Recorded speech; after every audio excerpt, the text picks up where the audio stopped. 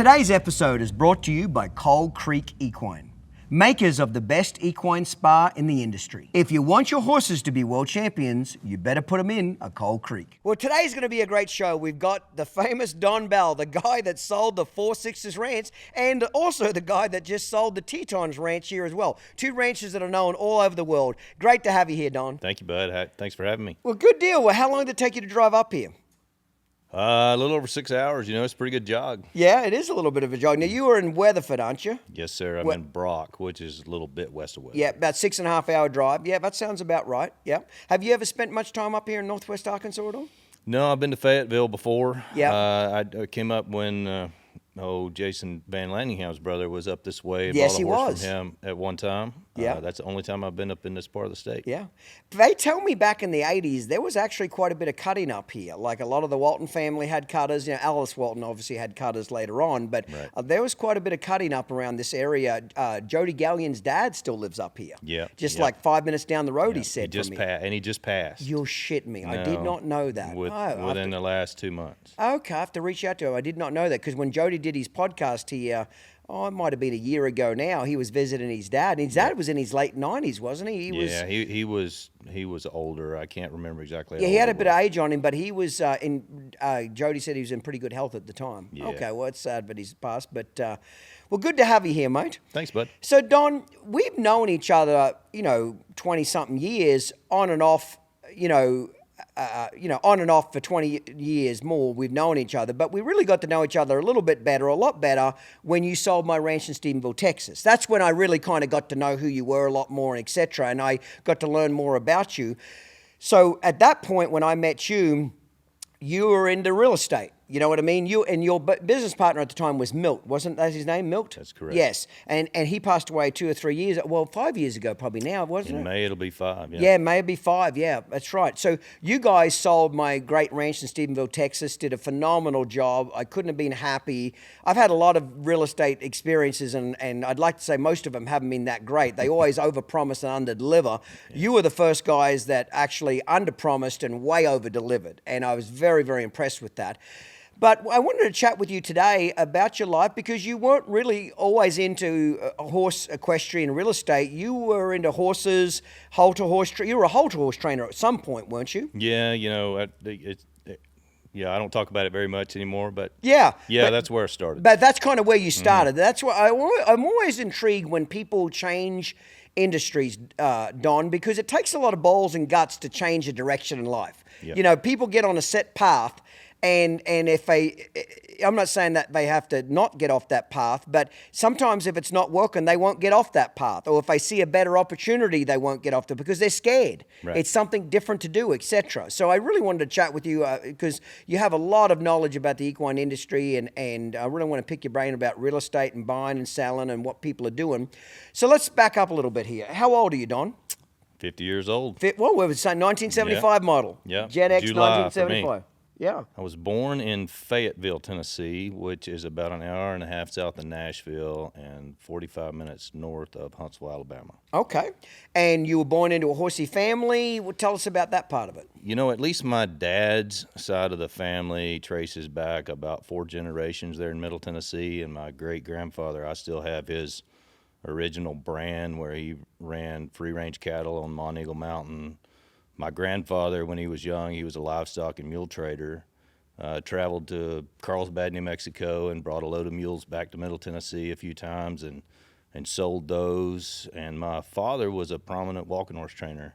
Oh, truly? I did not know that. Yeah, my entire childhood was engulfed in the walking horse industry. Now, back in those days, the walking horse industry was probably pretty big, correct? Like, was it grown? Was it big? Because it got really big there for a while. They had that big scandal that kind of shot it in the foot there. Yeah. I don't know if it was 10 or 15 years ago, but before then, that's, what do they call it? Shelbyville Celebration? Is that what it's called? The national celebration is in Shelbyville, Tennessee, yes. Okay. And that's the equivalent to their World Championship show. Yeah, but in its peak, it was a big deal, wasn't it? I had heard that up to 75,000 people traveled through that show.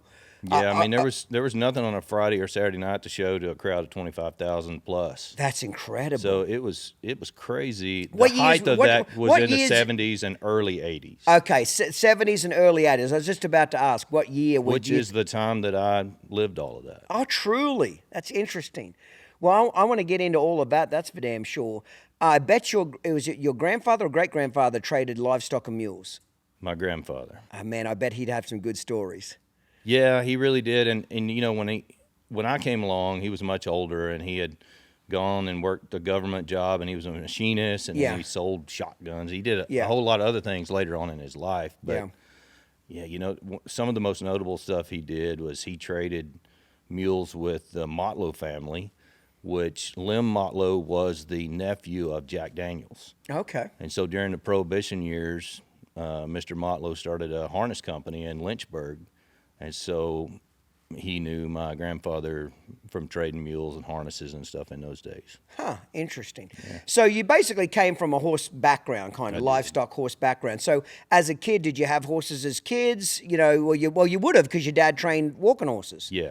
So were you a fan of the horses, or were you like a slave labor for the horse, for your dad for horses? No, I mean, you know, he tried to push at least chores and work on me as a kid, but I had a couple of rotten ponies, and I showed walking horses when I was in 11 and under and 12 to 18. You know, I was about 14 years old when the USDA cracked down on the walking horse industry, and my dad lasted about another year, and he decided to sell our farm, and he had an estate sale. He sold all the equipment, the trucks and trailers, the tack, and everything. So did he just see the writing on the wall that industry was crashing and burning, did he? Or did he get kind of burnt out from it doing it that many years? What do you think? I think all of the above, but you know, there was a lot of stress that was involved with that industry as a horse trainer because of the USDA regulation at every horse show. You know, they had qualified inspectors at every horse show. Every horse had to go through inspection, and there was a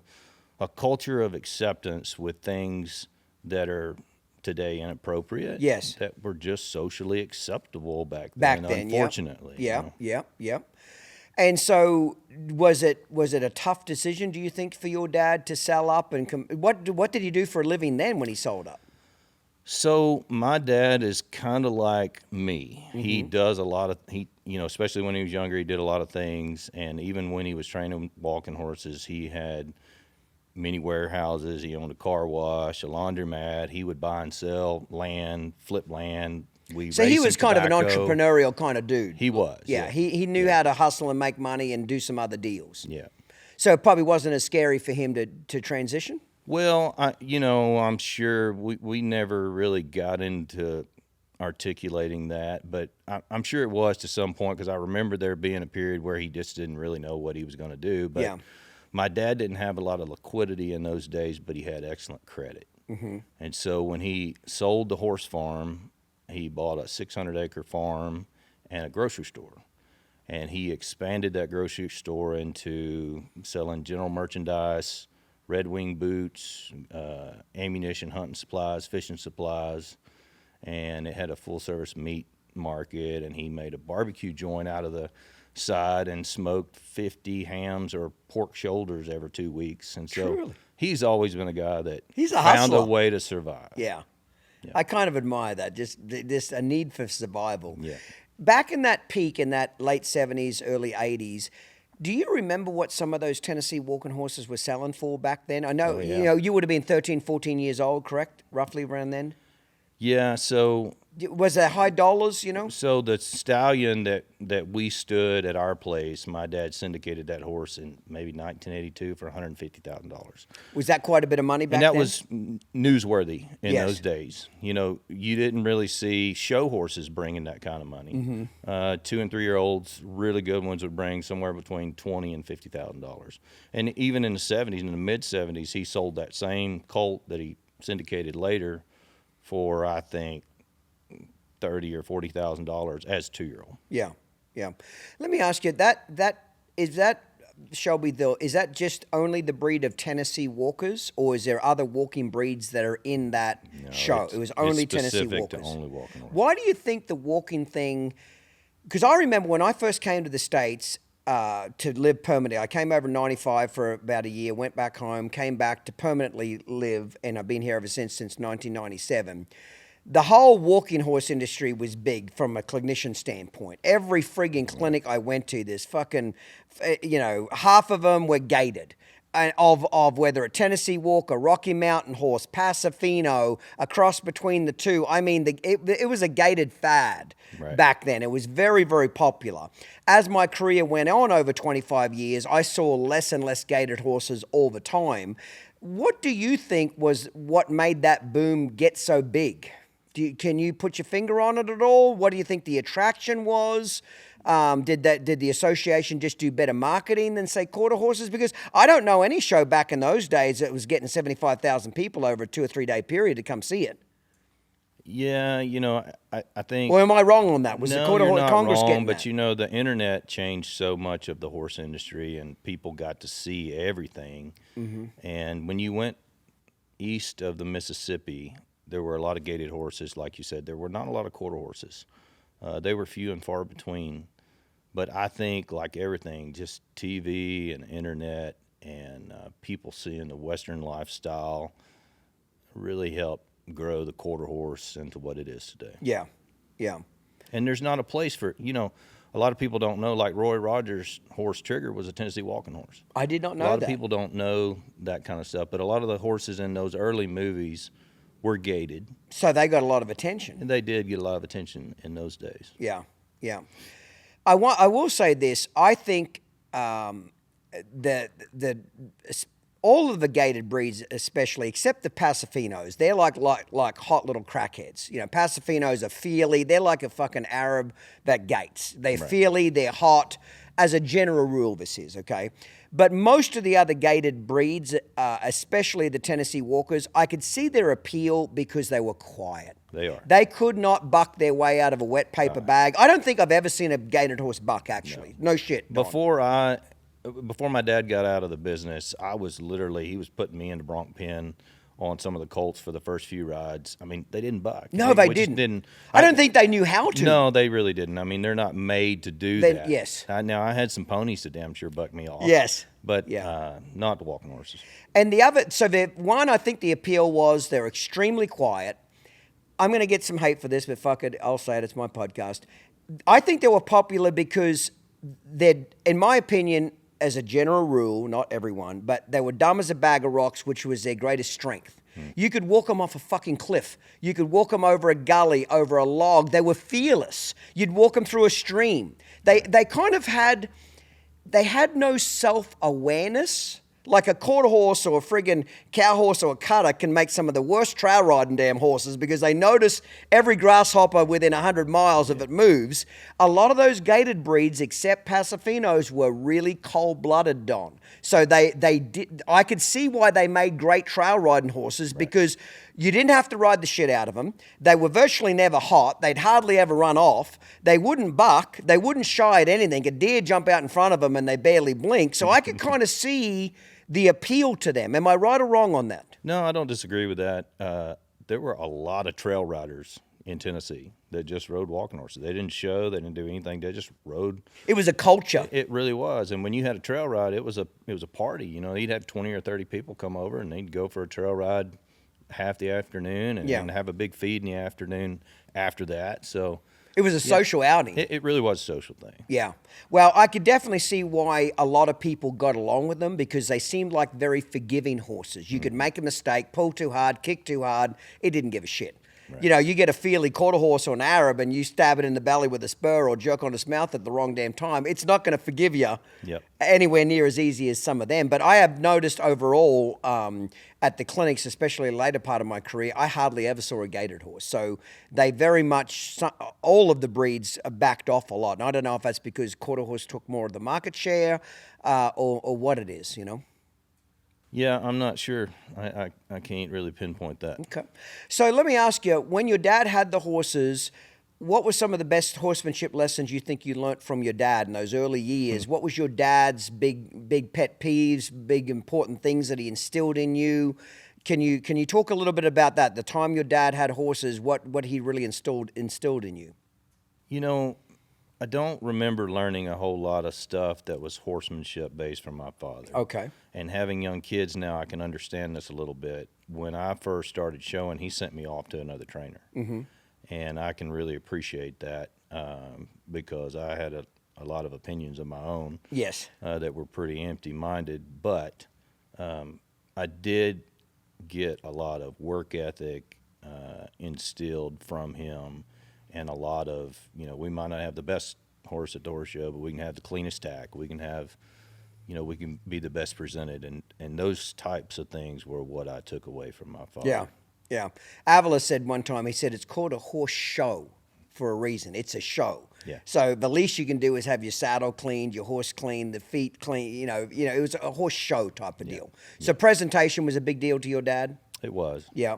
Yep. Did he do most of the training by himself, or did he have assistants, or how did he run that business? He always had assistants. Our barn would usually have anywhere, that show season is kind of seasonal, so it wasn't year-round. Oh, what are the months that would run? In the wintertime, they just didn't have many shows because all the shows were outside. Okay. So we went to 2 shows a year where it was indoors, and that was toward the end of his career. Most of them were all outside. Mm-hmm. And so, March till September was your show season. But my dad always had some assistants that worked for him that would start the colts or ride whatever horses. It's just like every training program. The main guy rides the one he wants, the top cream of the crop. And so we always had at least 2 assistants and 20 to 30 horses in training at that time. Do you remember back in those days, were people sending your dad horses to be show horses or just get broke and learn how to gait for trail riding? Do you remember they much were all about show horses? He just didn't take anything that, those people that wanted to trail ride and stuff, they didn't want to spend any money for somebody to go ride them or break them. Yep. So those horses, do you remember to get them to show in that industry? Did it take a lot to get them to gait a certain way or do what they did? Like, how much natural genetics was there and how much training was there, if you had to kind of guess at it? Well, it's been years since I've been around the walking horse industry, but they say, the breeding has really, like, those horses want to do that animated gait now. A lot of them didn't back then. In the day, yeah. So there was a lot of man-made kind of stuff to make them do that, and that's why there was so much USDA regulation on it. Yeah, that's why it blew up too, didn't it? Because it turned into a form of abuse. It was definitely abusive. Yeah. So you go through high school then, and once your dad sells up on horses, do you kind of get out of horses during high school? What's going on during those years? No, not really. I had kind of a life-changing, one thing that changed my path more than anything, I think, about that time is I was kind of, I always assumed I was going to be a horse trainer. Okay, that's what you wanted to do. That's the only thing my dad didn't want me to do. And so naturally, that's what I wanted to do. So really, when he got out of the business, I was pretty lost. Mm-hmm. I was kind of angry, and I carried a lot of that anger for several years. Silver Spurs Equine owns and stands over 30 champion performance horse stallions. They strive to provide options to top prospects for every preference and budget. Reining is the main focus of Silver Spurs breeding program, and they have developed their $1 Million Challenge as an incredible incentive that offers huge payouts to the champions of 7 different reining competitions around the world. Silver Spurs also raises about 150 foals per year at their ranch in Oklahoma, and each one is offered to the public for sale. This provides a wide variety of options to buyers looking for their next prospect, and most would be eligible for the $1 Million Challenge. Find the perfect cross of traditional performance horse bloodlines combined with the modern dynamics of today's performance horses. All available prospects can be found at silverspurssalehorses.com. Hi, my name is Melanie Smith with Solo Select Horses. We have been a part of the ICSI process for several years with GeneTech with exceptional results, and we continue to work with them every day to improve the technology and improve the results for our customers. GeneTech has really transformed the industry and allowed us to transform our business. I feel like they want to take the research that they get within the lab the information we give to them, and really, once again, maximize the results that we can get for all of our customers. Because if our customers win, we win, and GeneTech wins. For more information on advanced equine reproductive services, please visit genetechvet.com. This episode is brought to you in part by DT Horses, the elite Western performance breeder for cutting, cow horse, and rope horse futurity prospects. He was smart enough to get, well, I say he, my parents were smart enough to get me involved with stuff. I wasn't really into sports. You know, I played baseball and whatnot, but I loved everything outside. I loved to hunt, loved to fish, loved to be horseback. I started showing cattle about that time. So I was big into 4-H and later FFA, but I went on a 4-H exchange trip. And what that is, you know, a chapter from one part of the country will trade, so to say, with another chapter in a different part of the country, and you'll go live with a family for a week, and in the following summer, that family would come live with you, and you host them for a week. And I got to go to Texas, and I stayed with a family in Robstown, Texas, which is close to Kingsville. And the second day, we got to go spend the whole day on the King Ranch. Oh, yeah? And so this is before the internet. Yeah. I mean, encyclopedias. What and years books. would this have been? I was 14. I didn't have a driver's permit, so around 80, 89, yeah. Yeah, 90. 89. Yep. And we got to go through the main house, which is really rare. Got to see all the horse facility and drive out and see the wildlife. It's just something I'd never seen. And it was literally, the family I stayed with was like staying with the family that Bud stayed with in Urban Cowboy. I mean, it was beer drinking in the afternoons, and everybody went to a picnic and got together, and it was just a cool social setting. Yeah. And I remember sitting on the tarmac getting ready to fly back home, nearly whelped up with tears as a 14-year-old kid, because I didn't know how I was going to get back to Texas, but I knew that I really wanted to be in Texas. That's awesome. Something was just calling you to Yeah, get there. and, at 14, I get back home, and the reality is I don't live in Texas. I'm just a redneck kid in Tennessee. Yeah. And so I fall back into my deal, showing cattle and doing my chores on the farm and working for my dad at the grocery store. And that became really difficult for both of us. Just kind of clashed a little bit. We did. Yep. Yeah. Yep. And that's probably largely my fault for being a teenage, independent, stubborn Yeah, we kid. all think we know something at that age. Isn't it funny? The older we get, we realize our parents are a lot smarter than what we thought they were. Yeah, and really, in everything, the more we know, the less we know. And I wasn't like that when I was 17. I didn't know what I was going to do, but I wanted to do something that I wanted to do, and I didn't want to be told what to do. It's typical stuff. Yep. So he popped off one day and said something to the effect of, if you need to go work for somebody else. This isn't working. You need to go see what it's really like to work for somebody else. And I said, okay. And I went and applied for a job with the only people that had quarter horses in our area, and that was Hilldale Farm. We're in our town. Uh-huh. And Tammy Hutton had spent a lot of time at my dad's barn when she was a kid. Okay. And so I applied. Did you know them to apply there? Had you met them before? I did not know them. We had a lot of mutual friends. And my dad, of course, knew Tammy. But I applied for a job with them as a junior in high school, and they hired me, and I loved it. Now, there was no Hispanic labor in those days. Yes. All the heavy lifting was done by high school kids and whoever wanted to work, and I cleaned almost 30 stalls a day and fed and sprayed weeds and mowed. And I mean, there wasn't a whole lot of horse training. There wasn't. Charlie and David did all the they did all the saddling, the riding. Now, were they training reiners back in those days? What were they training? Cow horses? They had some cow horses and reiners. What was the name probably of that 50-50 stud? kind of What mix. was the name of that stud they had?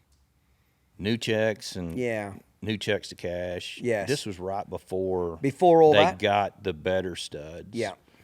But Tammy still had halter horses, and she had her own halter horse barn next door to the main barn, and probably had 8 stalls in it. And she had some really good horses for the Southeast. And so I ended up kind of working a lot in the halter barn for her because I was particular, Yeah. know. And when my parents didn't go to college, and it was really important to them that I had the opportunity to do that, and I wasn't extremely interested in going to college, but they pretty much insisted you can do whatever you want to do when you get out of college. You don't have to use that degree, but we always want you to have it. Right. And so I started looking at some colleges in the southeast, from Georgia, West Tennessee, and I'd spent a lot of time at University of Tennessee when I was a kid at different livestock judging events and stuff, and it was a little intimidating to me to go to a college that had 40,000 students and couldn't take my horses. Yeah. And my best friend in my class, he and I had started team roping together, and we showed cattle together. Through his church, he had an opportunity to go to Abilene Christian, and he did not want to go by himself. And he said, if you'll go out there and look at it with me, I think my parents will send me out there if you go. And my parents were willing to send me if he went. Yeah. 1,000 miles away from home. And I'm like, if it gets me to Texas, I don't care what the school's like. That's what I want to do. So that was your ticket. Yeah. And so that's what we did. We flew out spring break and looked at it, and I was already committed. As long as my parents were good with it, that's what I wanted to do. And we took our horses out there, and our freshman year. So just back up a little bit. Just stop right there. How did you get into the roping then? How did you learn to rope? So about the time I started, maybe right before I started working for Charlie and Tammy, the only quarter horse stuff that was around us was team pinning and a few team ropings. Okay. And so we did the team pinning, I'm embarrassed to say, but that was popular there. There was no cuttings. There was none of that stuff. And so I don't really remember how I first got into team roping, but I remember telling my dad, that's something I want to do. And he told me, son, you can't do that. That's something you got to grow up doing. You can't just decide you're going to rope. Well, of course. That's what you did. That's what I wanted to do. Roping was never. Wait, do you remember where you got your horses from? Yeah, the first quarter horse I got was out of an auction at Bowling Green, Kentucky. Yeah? Tell us about that. Yeah, $2,000 little sorrel bronchi gelding. And I remember my dad asked the guy that had him, had two boys, and they were kind of, they'd buy these horses, they'd ride them 2 weeks, and they'd run them through a sale. And they said, so is that horse kid broke? He said, well, my kids can ride him. And, they were cowboys. Yeah. They'd ride anything. And I always thought that was funny. But that was the first horse I got. And, I don't remember. I had 2 or 3 other horses that we bought that were specifically team roping horses. No, they weren't very good. Did your dad make you buy your own horses? Did he float you some money back in did. You're in high school? Did he help you? Did he support you? I was having to buy my own vehicle and that sort of stuff. But because I couldn't afford to do anything to buy a horse, and he wanted to keep me out of trouble. So he was willing to spend a little bit on a horse for me to do that. Now, when I say he bought a horse, the budget was about $2,500, $3,000. Yeah. He looked at a quarter horse like a toy. Oh, truly? He could not understand. He had spent his whole life with what he considered was a show horse that was really worth something. And quarter horses in the Southeast, except for they were a Charlie, novelty. They were. They were just something. And in his defense, a lot of the people that are around us that had quarter horses had them in a backyard, and they had a woven wire arena and 15 barrels set up, and they, that's what we were exposed to. Yeah. And so he couldn't see spending money on a quarter horse. And so I never really had a really good horse to ride. Yeah. When I was young. So who was teaching you your horsemanship skills during those years? How were you learning to train this thing? Because obviously you had to train it to rope off it. How'd you learn that skill set? Who was teaching you? Well, I didn't have any good mentorship. I really didn't. And I still struggle now. I'll say this and then I'll back up. I got back to roping about 3 or 4 years ago. Yep. And I have so many bad habits from those years of not having good foundation lessons. I just went and did So it. you just basically fumbled your way through it. I was determined that I was going to do it, good or bad. Yeah. I was just going to do it.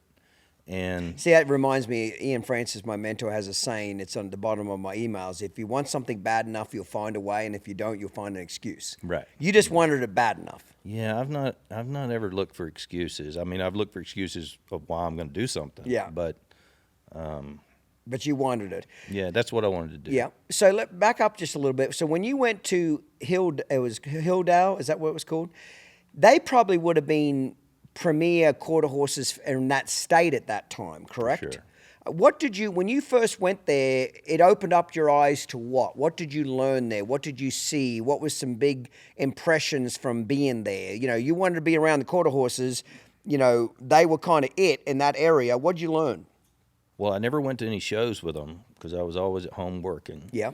But I started reading the Quarter Horse Journal and following some of that stuff, and then all the pictures in Tammy's office. I mean, I was just really intrigued with all of the quarter horse stuff. When my dad was still training walking horses, they had a Western pleasure class, and it was awful. I mean, the kids would buy hats at the carnival. They're white, and you see all the way through them. I mean, it was awful, but I loved that because I really, from a very young age, just wanted to be a cowboy of some kind, and that's what I was drawn to. That's awesome. That's awesome. Did you get to ride any horses at Hilldale or Nobody rode any horses but Charlie and David. Okay. Did it intrigue you, the horse training part of it, or were you more drawn to the halter horses of Tammy's? I was never drawn to the halter horses. You weren't? I really wasn't. Okay. I never really, and I'm sure we'll get into that too, Yeah. but that's never something I meant to do. Okay, yeah, because we will get into that, because I thought when she mentioned she had a halter horses, I thought, oh, that's where he got the bug for it. Well, the thing is, I judged competitively in livestock and horse judging in high school. Okay. And 4-H. And I won what was equivalent to our state livestock judging contest. I won the high individual at University of Tennessee when I was a junior in high school. Mm-hmm. And there was 500 contestants. What did you like about judging? Why did that trip your trigger? Well, I couldn't afford necessarily to have the kind of animals I wanted, but I wanted to learn as much as I could, and I had a good eye for conformation. Okay. And that's probably why naturally I ended up doing the halter horse thing, because it was easy for me to pick out What winners. looked good. Yeah. Okay. So but now moving forward a little bit, you and your buddy talked your parents into going to this college. And where was the college again in Texas? Abilene. Abilene. Okay. So you guys talk it in there to go there. It was your ticket back to Texas. Pick it up from there. Well, Was it hard to talk each parent into letting you two kids It really go? wasn't, because they were close friends. In fact, his parents were customers of my dad's. Okay. Years and years ago when he first started in the walking horse deal, and they're still to this day friends of ours. They came to the NRHA Derby, or the Futurity just a few months ago, and I got to see them.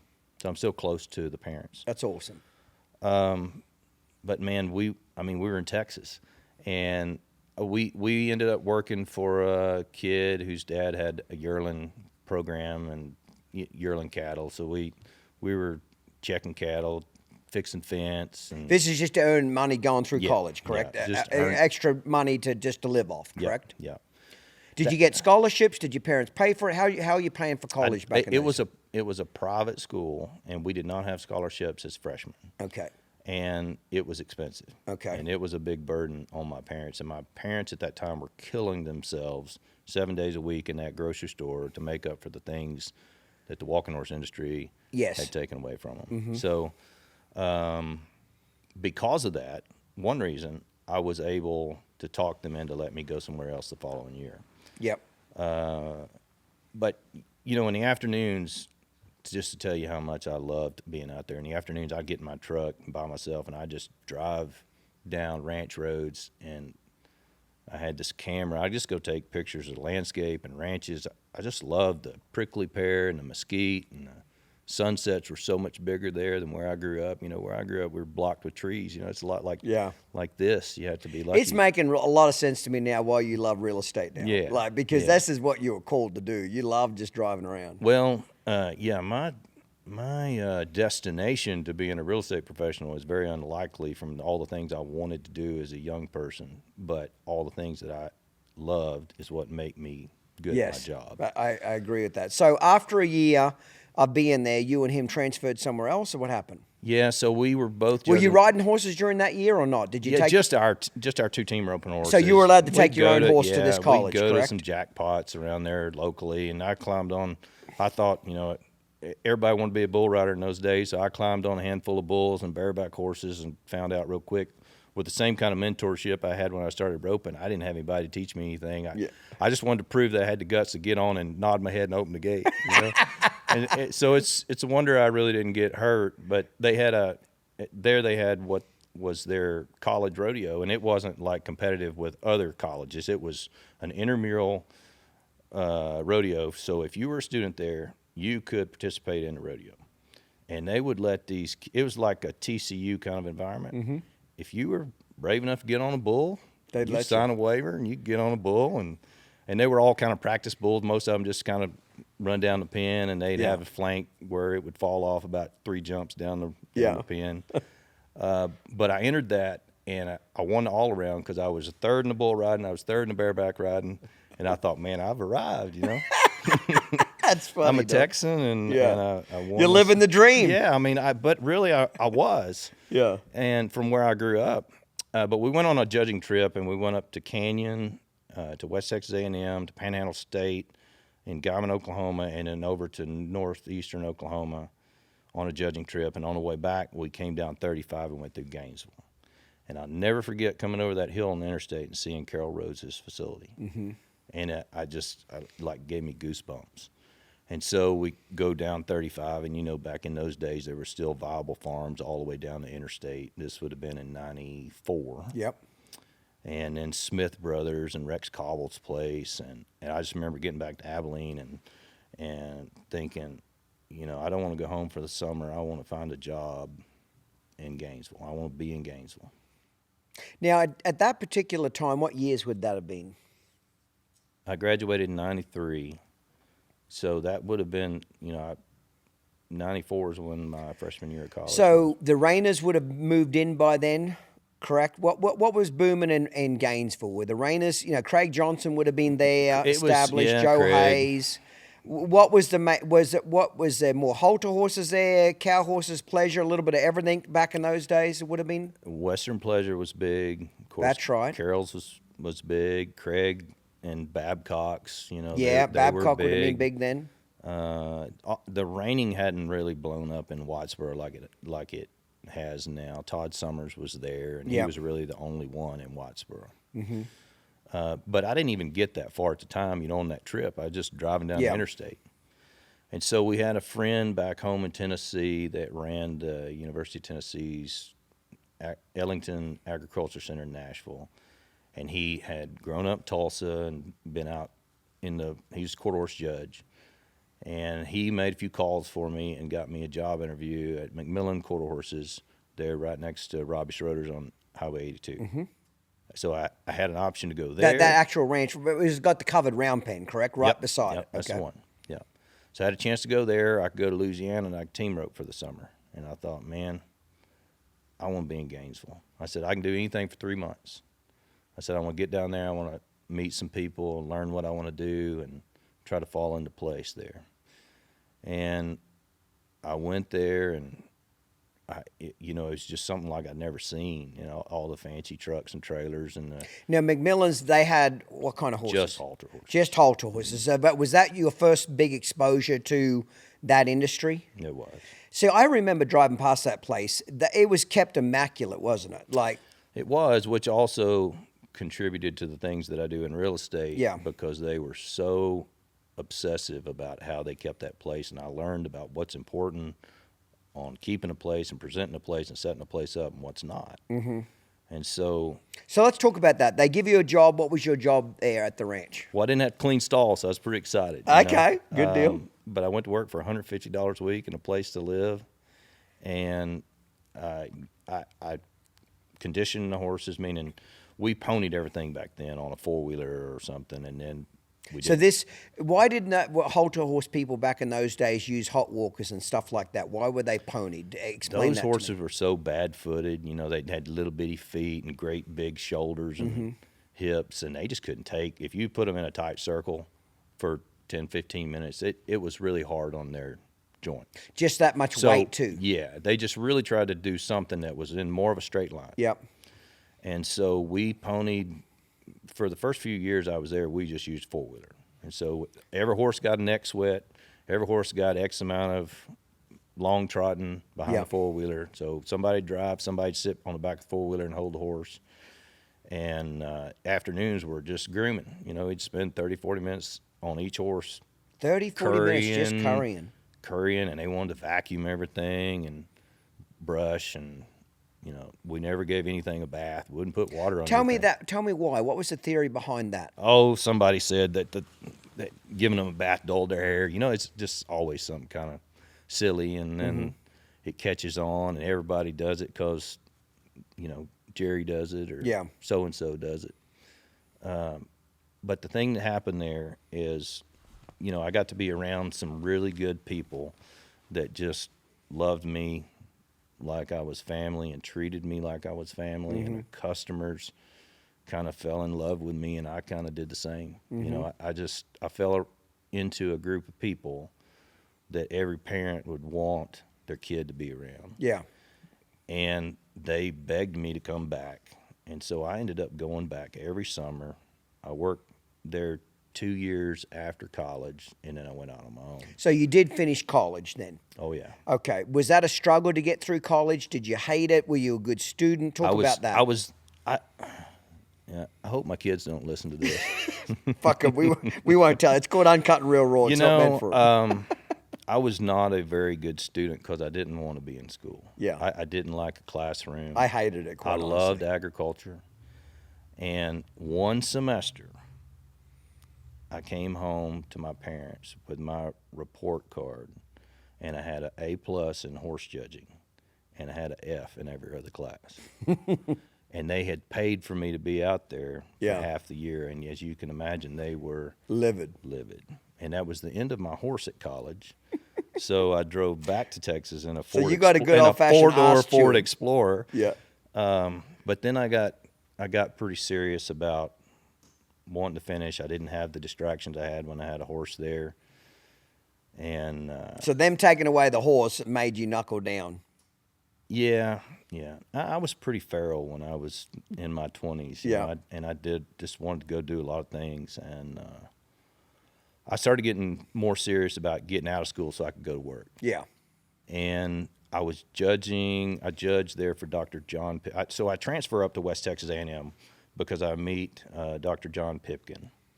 And he was my college advisor and longtime friend. And I judged horses for him. And then they farmed me out to junior college in Clarendon to coach their junior college horse judging team while I'm an undergrad there at school. And I coached the world championship team for them the second year I was there. Okay. And it was a great opportunity because those kids judged, it was a livestock judging school. Kids would come from all over the world to judge livestock there. So they knew how to give reasons. They knew how to defend a placing, but they'd never seen a horse. So they didn't know anything about judging a horse. So I was teaching kids that were really green about horses how to be successful judging horses. And so that was pretty rewarding while I was in college. Yeah. But I get out, and I work for Mike for a couple of years. That's on the Halter horses there. Let me ask you, before you move on, those couple of years, even when you were there during the summer and the couple of years you worked for them, what were their big takeaways from working there? The things that really instilled in you from either a horsemanship perspective or running a business or keeping it. You mentioned keeping up a place because that place was always immaculate. What are some of the life lessons at that stage? Obviously they were good people. That was a great place for you to be. But I'm trying to dive into what are some of the big takeaway lessons that are still sticking with you now at 50, Don, that you learnt there. Can you name any of that at all? Everything mattered to Mike. He was a really good businessman. And everything at his barn, at his house, at his closet, it was all clean. It was all organized. and I think that carried over into everything that he did.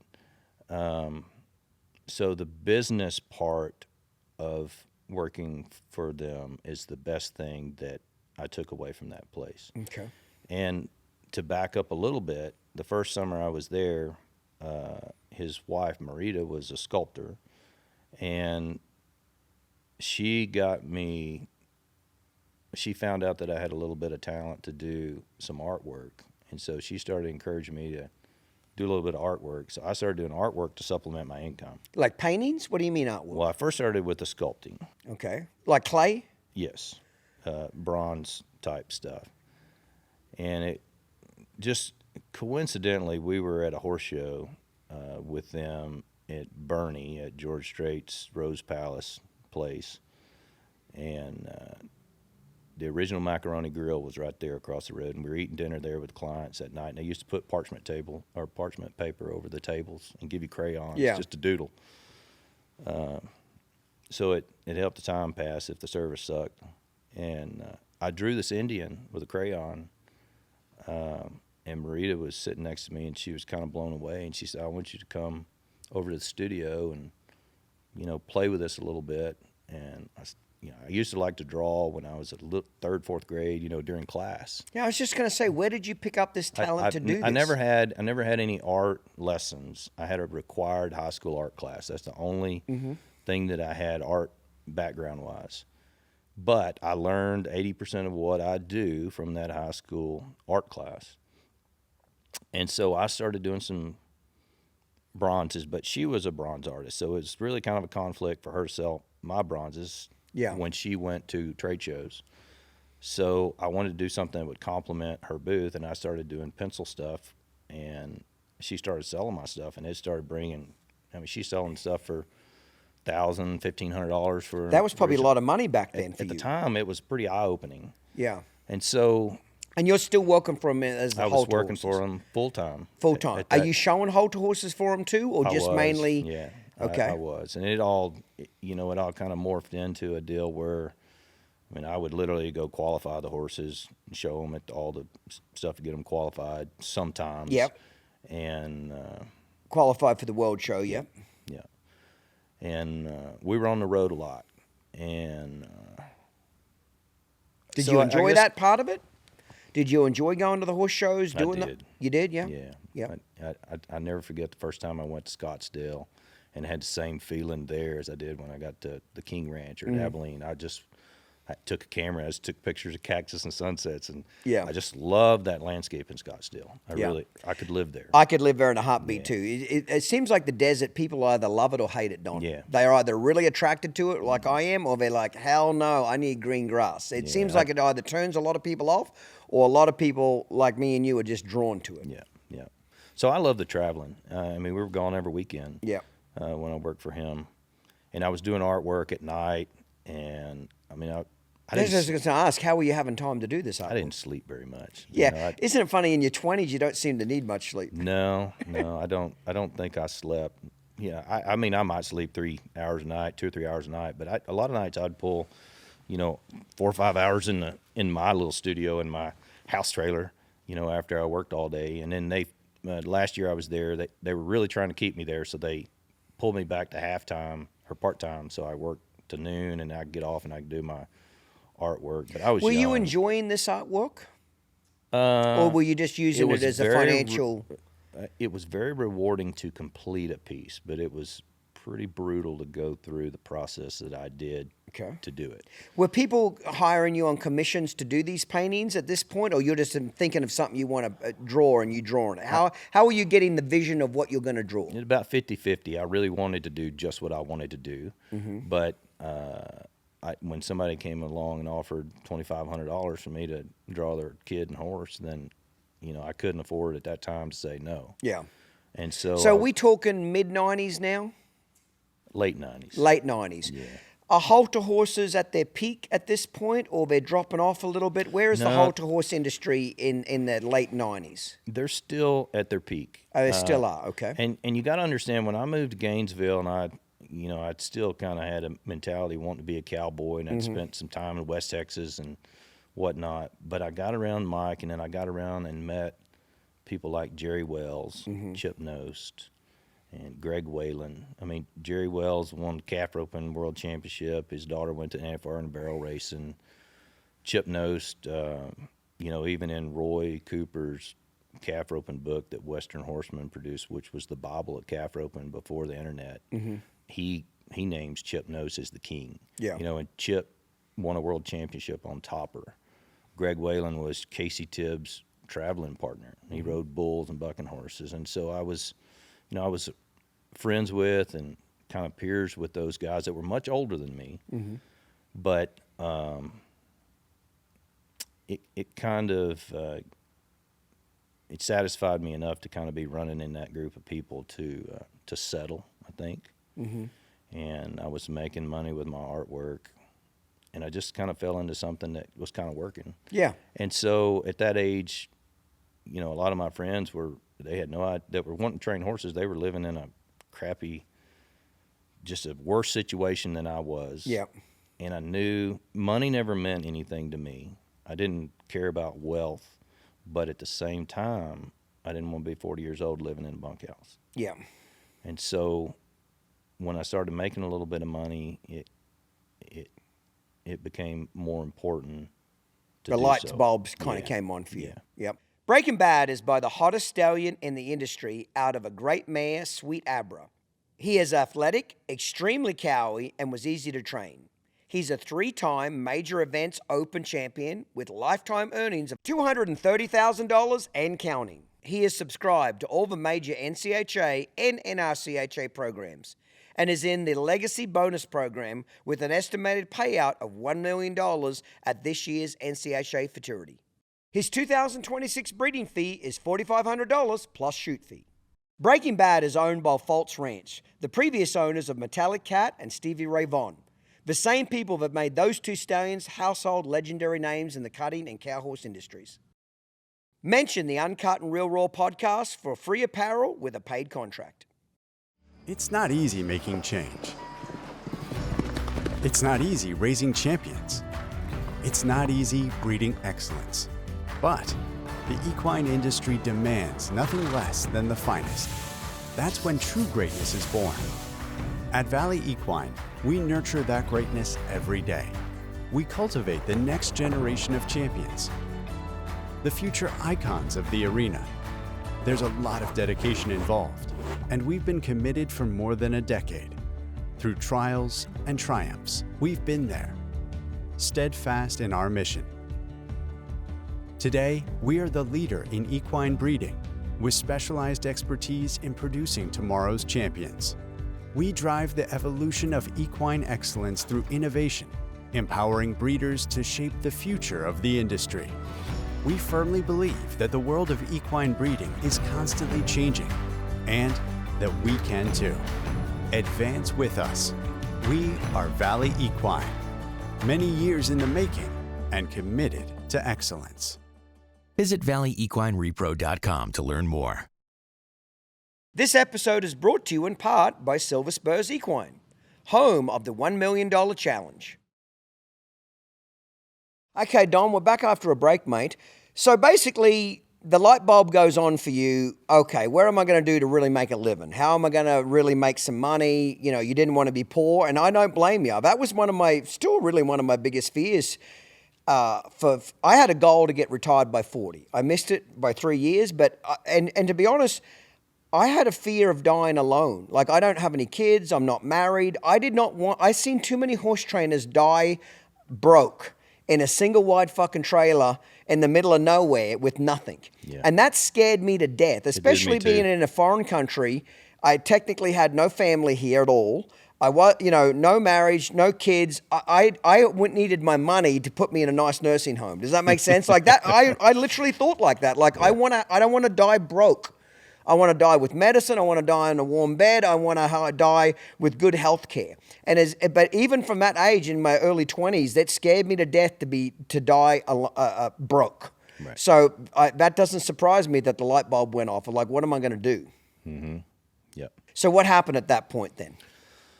Well, did you have to make a choice? They've cut you back to part-time, so you're doing art half the day, halter horses half the day. you're not getting the impression, I'm not getting the impression you want to do halter horses for a full-time living, or are you? Where's your head? At that time, I was okay with it. You would have been what, mid-20s? Yeah, mid-20s. Okay. Are you married by this point? No, Got kids? Single? No, not yet. Okay.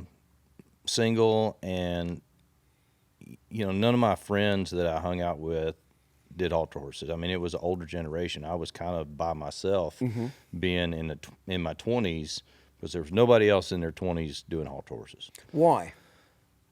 Because it's just not very exciting. Fair enough. It's a lot of labor.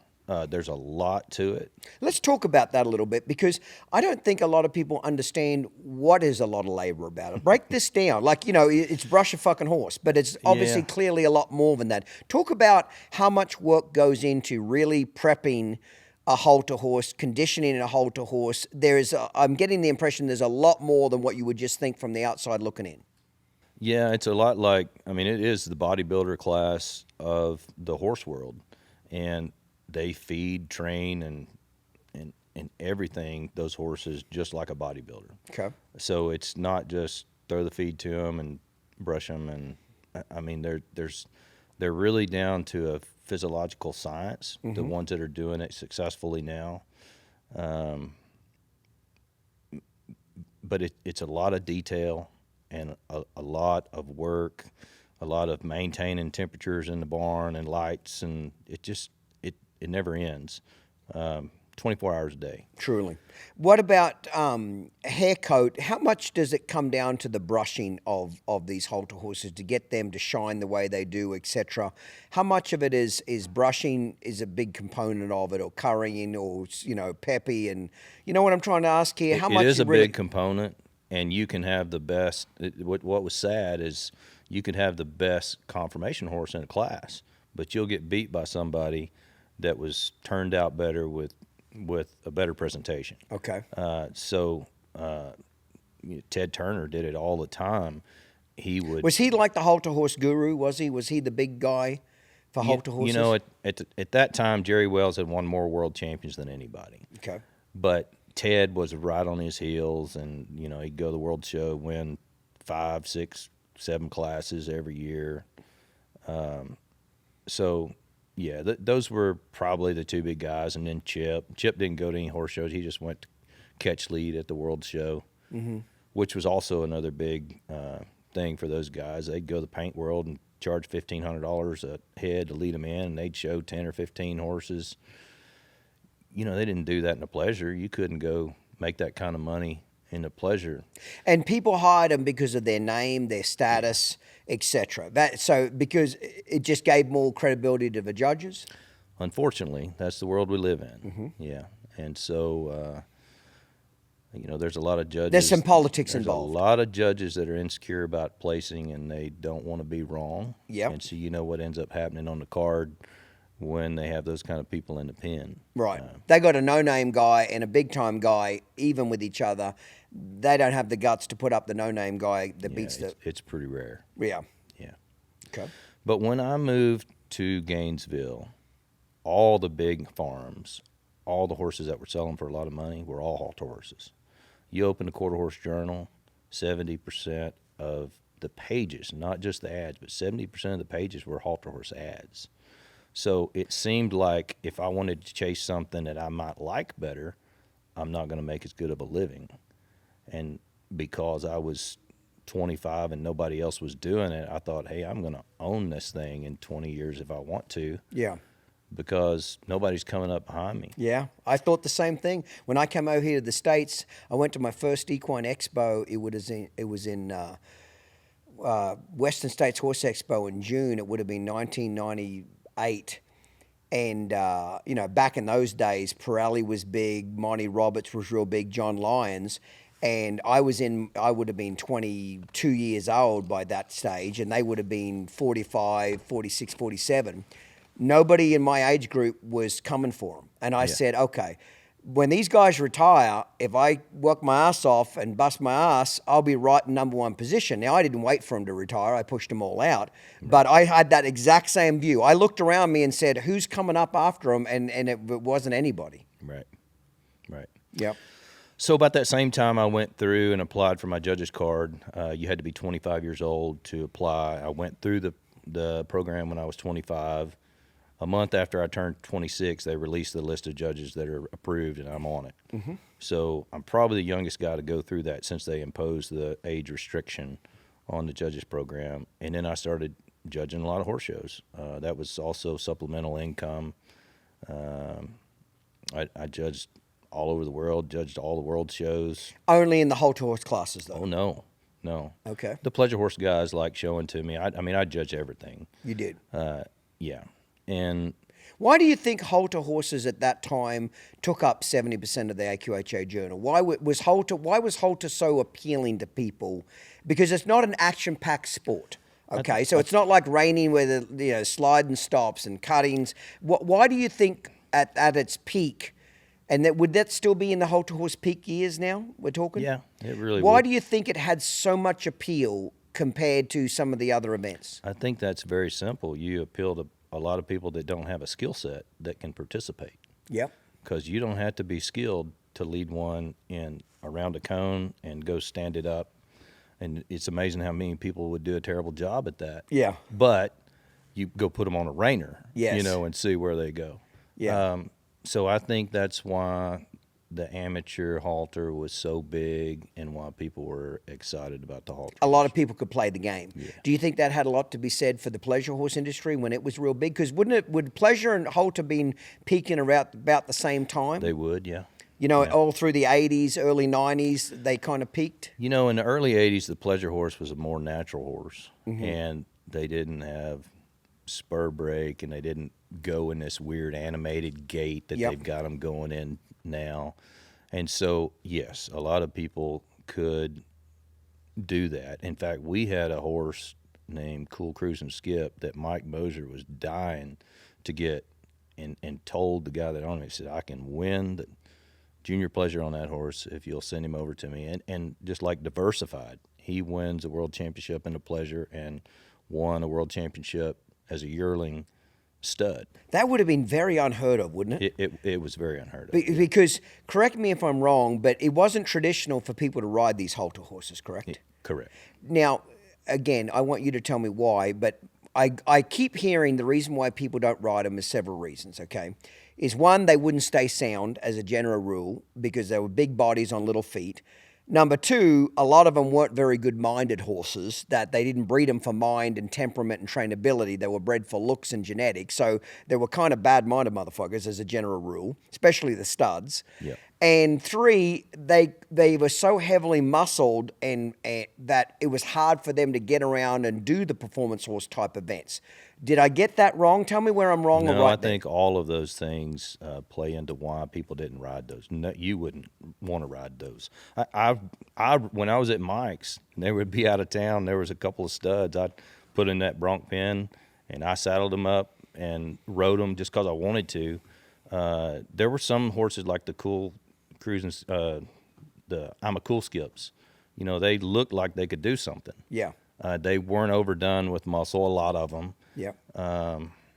But people, you just couldn't do it. And also with the HYPP that came along, halter horse breeders were breeding for a genetic defect. Why? What were they specifically breeding for, though, that caused that? If the impressive syndrome, as it was commonly known, created a situation, if you had a horse that was NH, it would be real heavily muscled and real defined in his muscle. You could work that horse, and he would respond to the types of things that you would give him to get him fit in a way that he would really get cut and vascular. Lean. Yeah. And muscle definition's a big deal. They wanted it, so they started breeding for the NH horses. And it wasn't until later that AQHA tried to incentivize and push that out and make them breed for an NN horse and not register the HH horses, that they got away from it some. But you couldn't win a horse show with an NN horse because they wouldn't get that defined vascular kind of appearance all over their body. They were kind of flat muscled. Even if you found one that was thick, they just looked fat. Truly.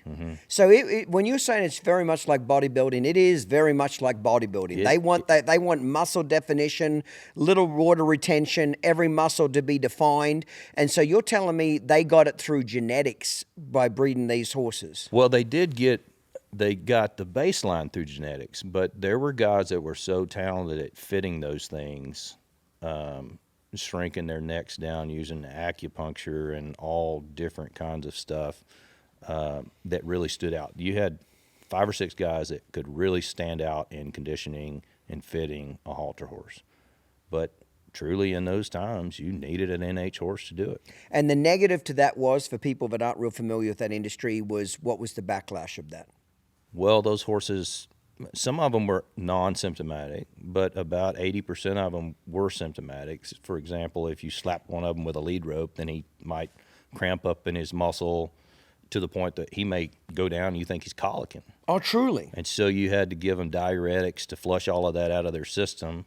And a lot of those horses were on diuretics daily to keep them from having those kind of episodes. But the public, a lot of people bought those horses that didn't know, and they took them home, and then those horses died.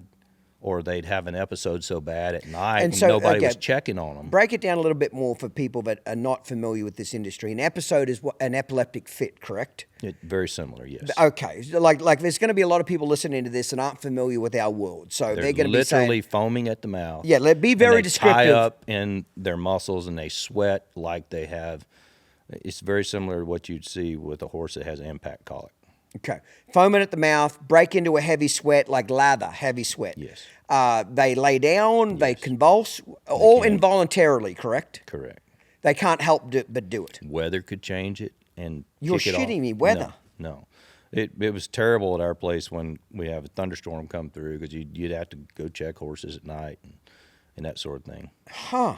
That's incredible. It seems like a major pain in the ass. It really was. Why anybody would want to fuck with this is beyond me. Well, those horses are bringing $150,000 a pop when a top-notch rope horse might bring 25 or 30. Yeah. You know? So money. Yeah. That's really what it came down to. Yeah. Okay. So did that genetic default, what is it actually called, that genetic default? What's the name of that? Is it named a disease? What do they call it? HYPP is what the acronym is for that, and I can't remember, hyperactive periodic paralysis or something, to that nature. Did that get so bad that people couldn't manage these horses? Where was the end to this? Because it sounds like it's getting worse and worse and worse. So it all depended on how educated you were at taking care of those type of horses. Okay. So with right medicine, they would maintain better than others, or what was the deal?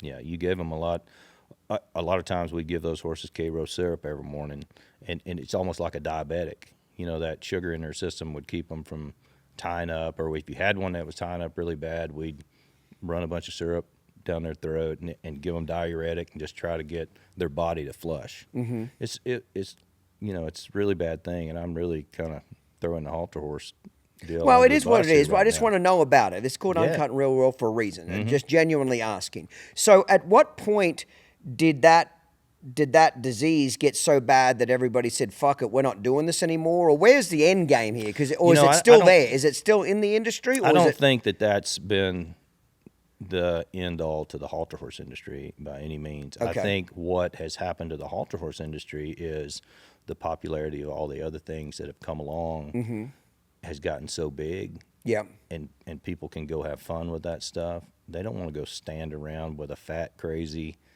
bad-legged horse to try to win a buckle.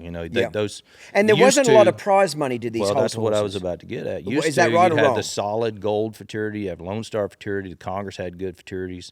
At one point, you could win a lot of money with weanlings and yearling halter horses. Okay. But when the solid gold went under, which would have been in the mid-'90s, it really hurt the halter horse industry. So we had a guest, he'll actually air next month. He has the pink buckle and ruby buckle. Bose. Yeah. Didn't he start some of those incentives for the halter horses? He did. Since I got away from it, they've started that, that breeder's futurity, and there's a couple of them now, and they've kind of revitalized the money for the halter horse. You win more now than you probably ever could with a halter horse. Okay. If you're in those futurity incentives. So let me ask you, if all the money was in the weanlings and the yearling halter horse classes, what happens to these horses, Don, when they get, 3, 4, 5 years old? Like, what do they do with these things? You don't ride. Do they turn into riding horses? Where did the halter horses go that age out? So if they're sound enough and they can win the world championship in the age gelding class, as long as they're good enough to do that, there's no top to what they're worth. But there's only one horse that comes along every now and then that's good enough to do all of that. And so you have 1 or 2 horses in each class that's worth all the money, and a third place horse, you can't give it away. Can't give it away. And it's very extreme. It is, and it's not like, oh, but he broke gait, so he's down this time, but tomorrow he's got a chance. When you're in the middle of the pack in the halter class, your chances of coming back to the top are 0 to none. Mm-hmm. You can't blame it on a poor performance. So those horses just turn into pasture pets? A lot of times, yeah. Is that There's just really no market for them, and that got hard for a lot of people that were spending a lot of money. Yes, I was going to say, if you gave a bunch of money for a weanling or yearling and it didn't pan out, you're shit up shit's creek, eh? Yeah. Okay. So, do you think the HYPP was the start of the end as far as the peak of halter horses went down? Or do you think it was a combination of that plus all the other sports got popular? Reining got popular, the cutting was always pretty popular. There was other things because pleasure dropped off as well. You know what I mean? From its peak back in the day, when do you think Western pleasure was really peaking? The late 80s? Probably the early to mid 90s, really. Okay. I really do. You know what I mean? So that would have been the same time. They're both guilty of assassinating their future. Yes, they extremes really of their own events, aren't they? Yes. Yeah. A lot of the, I served on the judges committee at AQHA for several years, and I was so frustrated with the direction that the overall pleasure horse was going, and I voiced my opinions. The last year I was on the judges committee, and I just felt like I was talking to deaf ears, 9 out of 10 of them don't jog. They don't complete the requirements of the class. Mm-hmm. So if it's in a reining class and you break gait, there's a penalty, or if you don't complete a maneuver, you're DQ'd. Yep. But if you're doing a 4-beat jog, it's not a 2-beat jog. Mm-hmm. So it's not fulfilling the requirements of the class. And you have these horses that they're 9 or 10 lopers that should be disqualified if they can't do a 2-beat jog. Yeah. And there's a culture of acceptance for that. Mm-hmm. Oh, he's just a bad mover. Mm-hmm. Well, what's a bad? Define a bad mover to me. If he can't jog with a 2-beat cadence, it's not a jog. Yeah. Period. I've been doing business now at DT Horses for probably almost 10 years now. And one of the things I really appreciate about doing business with them is they're horsemen first. They care about who buys their horses, where their horses go, and ultimately they want the horse to excel at whatever event it has the most natural disposition and talent to do. Sure, they raise world champion cow horses, reining horses, cutting horses, and rope horse futurity horses, but in reality, Dean Tufton is fanatical about letting that horse tell you what event it's going to excel at. Sure, we might buy a cow horse, but it may be suited better for the rope horse futurity prospects, might be suited better for a cutter. You don't often get breeders that are absolutely fanatical about making sure those horses get the best start possible and ultimately excel in the event that they're going to do the best at. They have the most natural talent, disposition, and they enjoy that particular event. Like I said, been doing business with DT Horses now for a little over 10 years and absolutely enjoy it. One of the best places I've got to buy my horses. For information about the athletes available, please contact the DT Horses office at 480-471-4348. Their hearts thunder for us. Their flesh and bone pushed to lift us higher, carry us faster, and stop on a dime. And when they've had a great ride, they deserve a great recovery. They deserve a Cold Creek. Cold Creek Spas offer state-of-the-art 35-degree aerated saltwater therapy, proven to reduce injury, speed recovery, and keep them at peak performance. Cold Creek Therapeutic Spas. This water is for winners. This episode is brought to you in part by GeneTech Animal Reproduction, an advanced center for equine reproduction specializing in ICSI. So did the HYPP, is it gone away a lot over the years? Has it got less of it now? Now because they genetically test for it, is it kind of taking care of itself? What happened there? When I closed the door on my halter horse career in 2008, I never looked back. Right, so you wouldn't know. I'm not involved. Yep, fair enough then. Well, let's get back to that. So at what point did you break out on your own then? What year did you say, okay, I'm going to train halter horses for a living? It would have been 2001, and I won an open world championship that year. And I had a small barn. I had 11 stalls. I never wanted a big number of horses. What made you make that business decision to have a small barn? Because I had a supplemental income. Of the art? I could do the artwork. I didn't have to have 25 head of horses to feel like I was making a living. I wanted to focus on, I really would have rather had a 6-stall barn. Yep. You know, but you have a customer that wants to send you 3, you can't have half the barn. So yeah. I only had 11 stalls. And I had a very successful program with what I had. I had good. Was it hard for you to find customers? When you're starting out, you know what you're going to deal with. You're going to deal with people that maybe can afford one, but nobody else wants to deal with them. Okay, so high maintenance customers. Yes. So, okay. You know, I mean, I've had to deal with that real estate and with everything else everybody I've does. done. So you just manage. You got to keep your eye on the goal. The goal is I want to win a world championship. Then all this other that is a distraction to you is just noise. Doug Carpenter always used to say with customers, wealthy customers that are a major pain in the ass, he always used to say to me, Clinton, make the bill reflect the pain. That was Doug's famous line. Make the fucking bill reflect the pain. The bigger pain in your ass they are, you charge them every time their horse shits in a different part of the stall. I loved Carp. Yeah, that was his biggest thing. Don't get mad, just smile, put up with their bullshit, and make the bill reflect the pain. So it wasn't hard for you to find some new customers then? No. Because you would have built quite a few contacts over the years working where you did. I did. I had some people from McMillan's that kind of went with me, or they sent a horse my way. Yeah. I had some great customers. I really did. If I'd have wanted to do that for the rest of my life, I could have always had a steady revolving door of people and horses. So how many years did you run your own halter horse business then?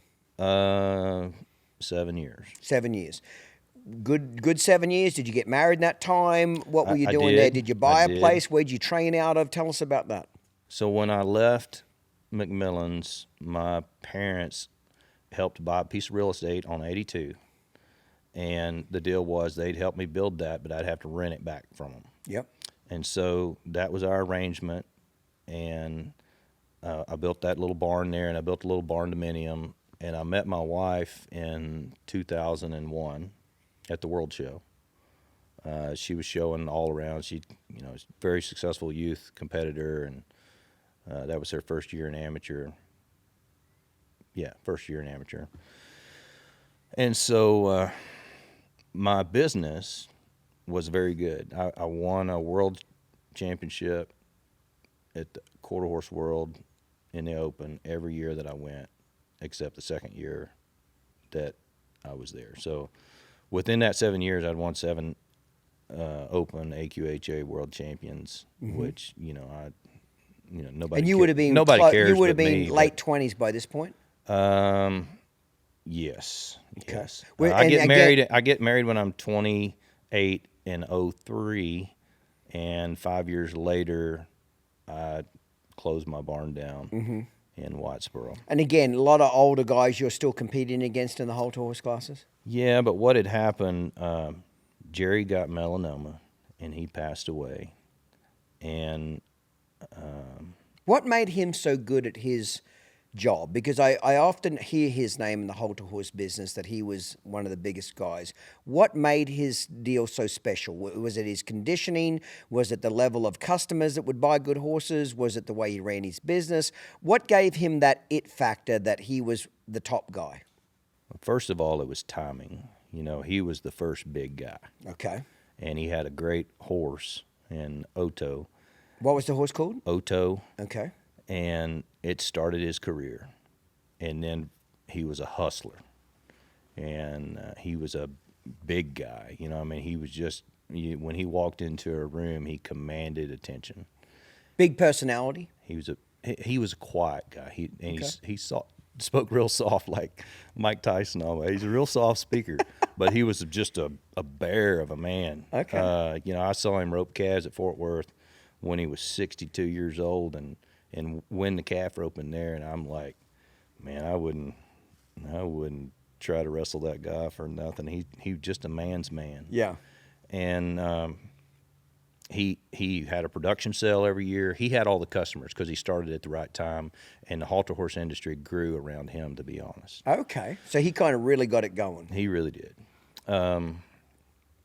But you had guys like Chip that was kind of retiring, and Greg Whalen was retiring, and you had a few of these younger guys that, the halter horse landscape, as far as the people involved with it, really started to change, in my opinion. Mm-hmm. And I came home from the World Show in 2008, and I told my wife, I said, I don't think I can do this all my life. Were you bored, do you think? Well, I get the impression won two Open World Championships that year. I led a horse by Terry Bradshaw's stud and was reserved with him out of his first foal crop, and had been grand champion at the Congress, year or two before, and I think I had a midlife crisis. I saw my life played out in trying to replicate the same boring success that I was doing for 30 more years, and it scared me to death. Yeah. Do you think you also did you have any inclination that the halter horses were peaking and going down? I knew it was crashing. You do. Could you talk about why you knew that? Did you see entries going down, crowd participation, the economy? What were some factors that you were like, okay, motherfucker, the writing's on the wall here, Don? Yeah.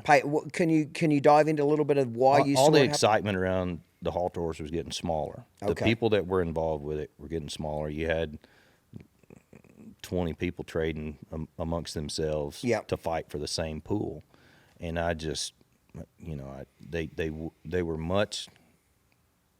They said they wanted to grow the business, but they wanted to monopolize the business at the same time. Yep. And so those contradictory, that kind of contradictory leadership doesn't get you where you want to go as far as growth doesn't goes. expand it. Yeah. And I didn't want to fight it. I'd gotten to a point where I wasn't passionate enough about it. If I raised it to another level, I don't know that it would mean anything to me. Fair enough. Okay. So we had been going down to the cuttings for a couple years, my wife and I. And all this time while I'm doing the halter horses, my wife is showing pleasure horses, horsemanship horses. For a living or just as an amateur? She's a non-pro. Okay. But in that same year, she's the first non-pro to ever win the Open 2-year-old pleasure at the Congress. Okay. And she won the non-pro the same year on the same horse. And so she's an accomplished horseman herself. Yeah, well, way more than me. And Yeah. she's 14-time world champion, but she's one of the best horse people I've ever been around. So she trained all her own. She did that. After that, we started starting all our own colts. Right before that, we were sending them out for 30, 60 days, and then we decided, no, we're going to do all our own colt starting. And so I started breaking the colts, and we started going down to the cuttings, and the atmosphere was great. I loved everything. The culture. About the culture, because it was everything that Texas pulled on me when I first came. Yeah. And even the friends that I had that I grew up with, they're like, why are you doing halter? That's not you, And so I just made a leap of faith, and we sold our place. And did your wife give you any pushback when you came home and said, "Hey, I don't want to do this anymore"? Did she scared. panic? Did she? Yeah, she was scared. Women don't like change. They don't. They do not. You're exactly right. They don't. They like security, and I'm not beating up on them, but that's a fact. Yes, Yeah. very few women, when you come in and say, "Hey, I'm going to change industries or change jobs," say, "Great, I'm with you." It's an innate genetic trait that women like security and they don't like change. Yes. So I had to plant this seed for a couple of years, really telling her, I'm ready to do something different. Yeah. And so we moved to Weatherford, and we moved to Silverado. And I took one halter horse with me, and she took that one pleasure horse she'd won the Congress with. And we rented stalls at Jerry Durant's place, which is now Taylor's. Mm-hmm. And in March, they had a Waco, I don't even remember what the circuit was called, but they had a show there in Waco, and I took that gelding down there, and I won every grand champion, and my customer came down, and he won every grand champion. Won 8 grand champions with him. And I saddle him up, and I'm riding him, out there in the practice pen when everybody's getting riding a halter horse. Yeah, and big bay horse, he was 4 years old, never been ridden for maybe a week before I went to that Waco show, and I saddled him, You got some balls, or you're crazy. One of the two. There's like what you said about the walking horse. They're too big to really do anything, pitch or do anything that's going to throw you off. So I got home from that show, and I said, I've already said I'm stepping away from this, and if I know I've got the horse of a lifetime. With that particular horse. That horse. Yep. That one. What was his name? RPL Mighty Cheerful. And he was bred to be a halter horse, correct? He was a halter horse. But he was a freak that he could do other things, or what? No, he was just a good mind. Good mind. He was the kind of horse that I only had 2 of them when I was doing the halter horses. The kind of horse that you dreamed of having because you'd work them, they'd eat everything you put in the feed box, and they'd lay down until you went to get them up the next day to do it again. So they rested, they were off their legs. My kid, we didn't have any kids at that time, but any kid could lead him around. He was just real kind. Just a gentleman. Yeah, real kind. So I called my guy that owned him, and he just bought him right before the Congress. He's grand champion at the Congress. We just won the first age gelding world champion with him. And I said, look, I know I've got the horse of a lifetime, and if I don't want to go to the barn to mess with that horse, I don't need him. Mm-hmm. And so I called Ted Turner. The next day, we sold him for double what he paid for him 6 months before. Ironically, that horse goes on to be the all-time leading world champion earner in AQHA history. He wins 24 AQHA world champions. 24 world championships. Yeah. He was just that? He was a horse. He had no problems with his legs, which was rare with a halter horse. And I always look for that. Mm-hmm. I as a young guy, they would find a reason to not use me. Mm-hmm. So I had to have the better horse. And I didn't mess with those horses that everybody was trying to fix that had radical traits, that everybody oohed and awed about how thick they were, but they were bad-legged. They wouldn't use me to win the world show on a horse like that. So I had to have a horse that they couldn't pick on. Right. So your legs very straight, structurally very sound. That's what that horse was. His back. Did you pick him out? How did you get him? I saw him as a 2-year-old. He was, ironically, he was double positive. He was HH, but never had a symptom while I had him. Okay. I saw him as a 2-year-old. They didn't show him at the World Show. 3-year-old Jeffrey Pate had him for the Co-Francesco's, win the 3-year-old World Championship on him, and we bought him 6 or 8 months after that.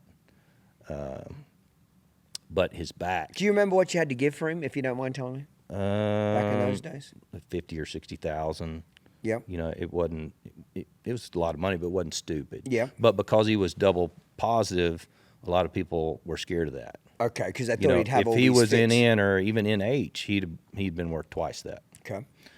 But he had one of those backs and loins that you could tell if he was 10 years old, he wasn't going to look any different. A lot of those horses, when they got 6 or 7, they start dipping off behind the wither. Oh, truly. And they just, because they're so big and all that weight pulling on them, you could tell he wasn't made like that. Mm-hmm. And, I had a feeling if he just lived and stayed sound that he was going to do that kind of stuff. But I have no regrets selling him. Yeah. I wouldn't trade what I did for all the 23 other world champions he won. You shed a tear when that horse leave? No. No? I didn't. It sounds like you're pretty sentimental about the horse, though. Like, it seemed like a pretty special horse. He was, and we would see him, and I'd go see him when Ted had him at shows because my wife lingered on there for the pleasure deal for a few more years, and I'd have to go to shows and I'd see him. I'd always go check on him. He was a special horse. Did Ted like him? He did, yeah. Yeah, he knew what he was getting. Yeah. And Ted had him 3 or 4 years, and then Ross showed him, won several world champions. There's about 5 of us that won world champions on him in the open. But he was special. Hi, my name is Melanie Smith with Solo Select Horses. We have been a part of the ICSI process for several years with GeneTech with exceptional results, and we continue to work with them every day to improve the technology and improve the results for our customers. GeneTech has really transformed the industry and allowed us to transform our business. I feel like they want to take the research that they get within the lab, the information we give to them, and really, once again, maximize the results that we can get for all of our customers. Because if our customers win, we win and GeneTech wins. For more information on advanced equine reproductive services, please visit genetechvet.com.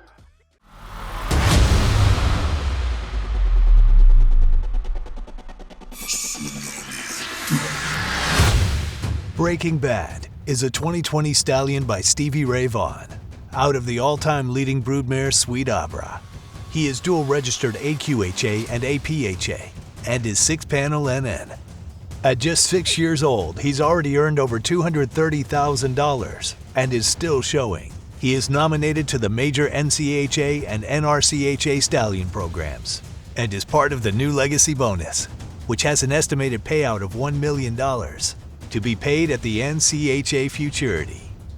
For more information or to request your breeding contract, contact Beau Gallion Stallion Services or Fultz Ranch at 806-672-6039.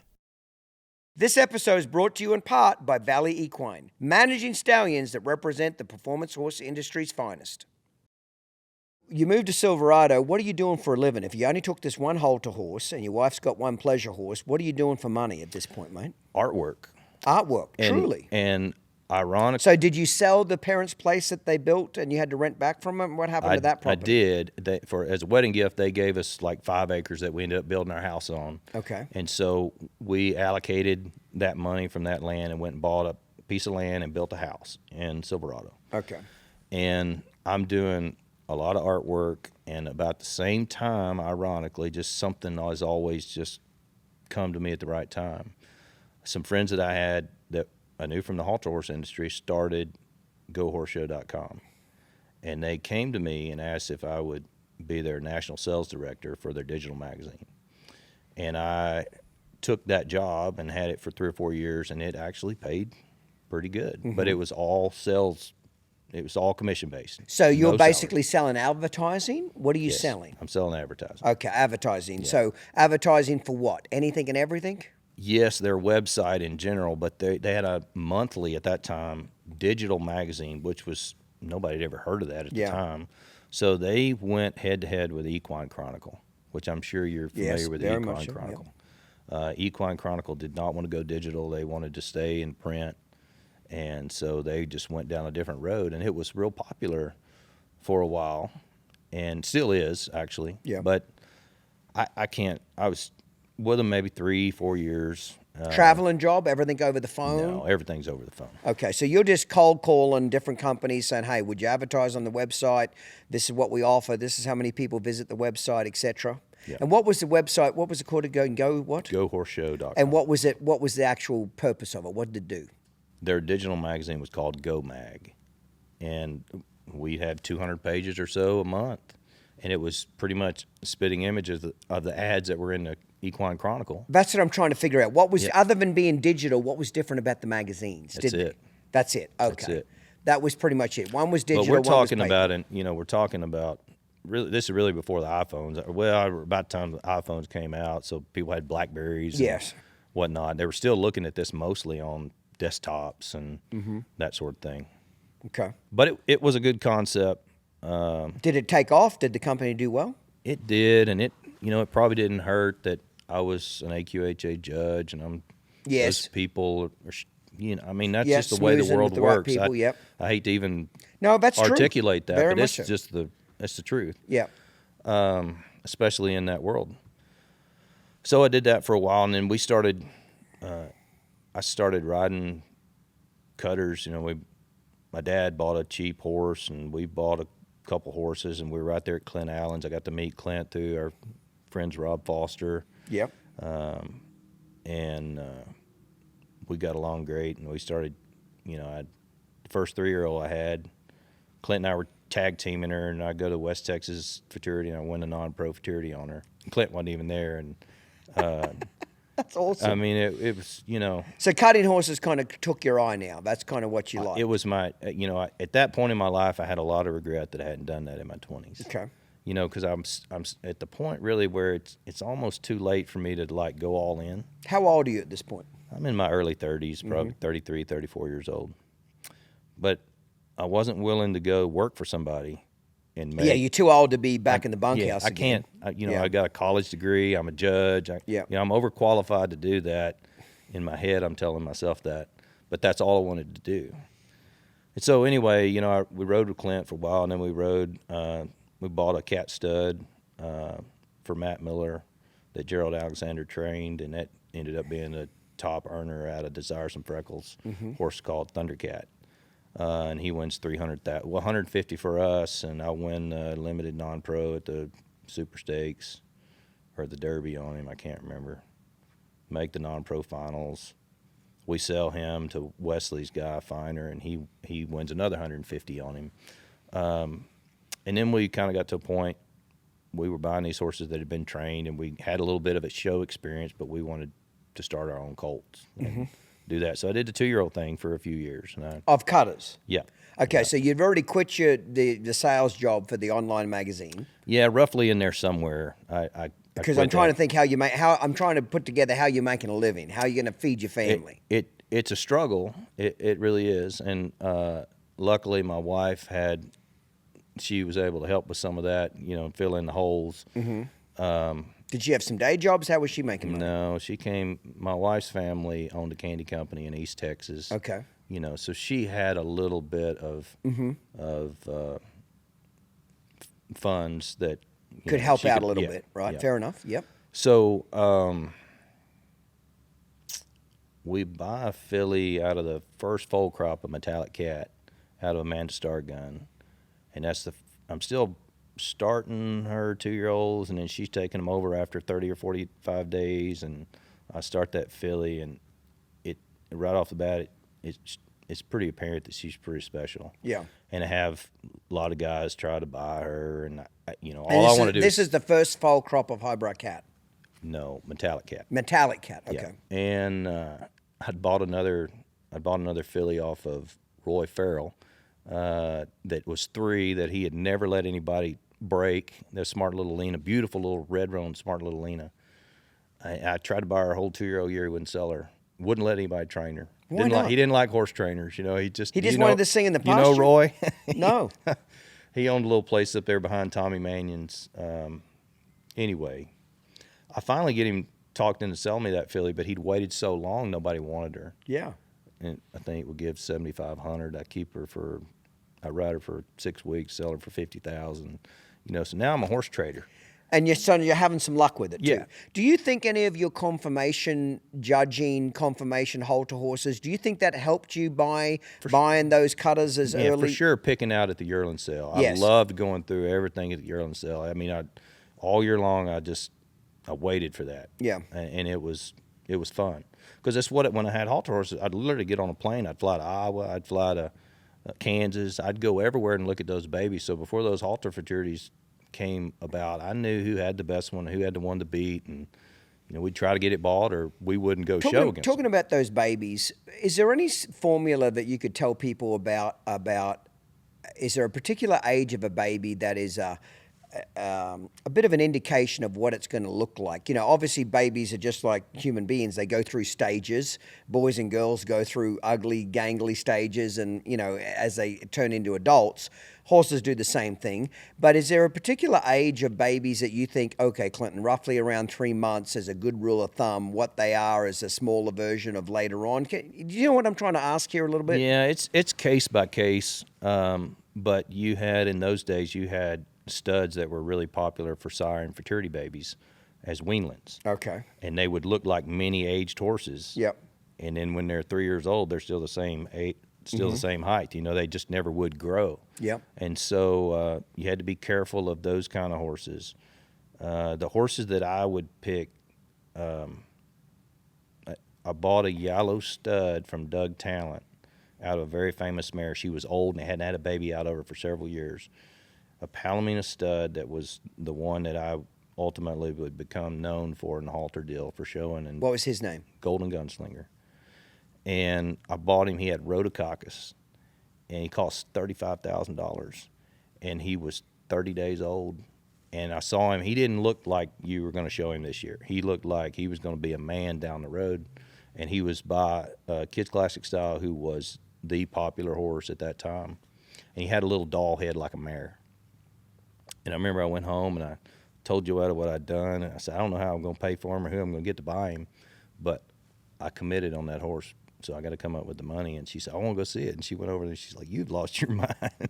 She didn't You're like you? crazy. Well, I mean, he's sick. And, you know, when they're sick, those colts, their hocks will be out behind their tail head and their back won't look right, you know. But I go on to win 2 world champions with that horse, and I sell him for an unprecedented, undisclosed amount of money as a 2-year-old. Win the grand champion stud at the Congress as a 2-year-old. Like, he's an example of the kind of, you know, it's different if you're looking for a horse to grow into a horse or if you're looking for a horse to win a weanling futurity. Yeah, so I there's just suppose. different traits. Different traits. I'm not very good at picking babies out because I just think they change so much. Yeah. You know, now late yearling, then I feel a lot more confident picking them out as late yearlings because you see what they are a lot better, you know, and especially the way they move and stuff like that. Well, we would buy horses in the yearling sale that nobody could deny that were beautiful, and they were made to do it. But it's just, you know, you can't gauge heart and ability and guts. Yes. You can't judge that from your eye. And so it's difficult. You're going to miss some and you're going to hit some when you're buying yearlings. Yeah. You know, I've spoken about it several times on the podcast. Doug's big deal was conformation first, athletic ability second, and the papers were third. Yeah. He never looked at the papers first. And I asked him one time when he went out in the pasture and didn't want to know how they're bred. And I said, why don't you want to know how they're bred? Because he said, it'll mess with your mind. Yeah. It'll fuck with your head too much. He said, it's conformation first. You know, it's how do they get around, you know. I can't say this horse's name, but he bought and sold a horse that won the NRHA Futurity. And he bought it as a yearling for $1,500 because it wasn't very well bred at all. It wasn't fashionably bred. How about we say that? Right. Okay. But it fucking had the look to it. He flipped it the next week for $3,000. He said, Clinton, this is my biggest regret. It was a quick, easy sale. I flipped it, doubled my money a week later. But he said, on paper, you wouldn't have bought this thing. Yeah. It shouldn't have worked. And it went on to win the Futurity. It didn't really sire much, I will say that. But it did win the Futurity, but it had a look to it. And it could do some physical shit. But on paper, nothing. And he said, that's a perfect example. If I would have looked at it at paper, I never would have bought this thing. He said, I picked it out of a pasture based on conformation first, the way it got around a round pen, and then papers were what they were. Yeah. You know? Yeah, I'd have kids, when I was trying to teach them how to judge conformation in college, I'd have kids argue with me sometimes, and I was like, you know, it's just like there's some things you can't judge from conformation. I mean, we're just judging a conformation class, but it's just like when scientists discovered that the bumblebee anatomically cannot fly. The bumblebee doesn't know that. You can't, he does it anyway. I mean, you can't judge heart and ability. Yeah. I asked Doug one time, for the people that don't know, we're talking about Doug Carpenter. Doug Carpenter bought and sold more NRHA Futurity champions and more NRCHA cow horse Futurity champions than anybody alive. Like, picked them out, bought them, etc. And I asked him one time, I said, how did you get so good at picking out conformation of horses? And he said, in my early days, he said, I would just go watch the horses at one.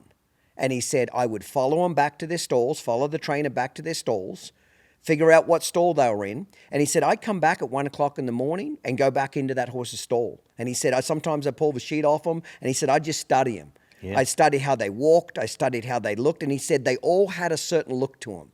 The way they walked behind, their neck. He said, I just studied the ones that won. And he said they all started having this real shapy look to them.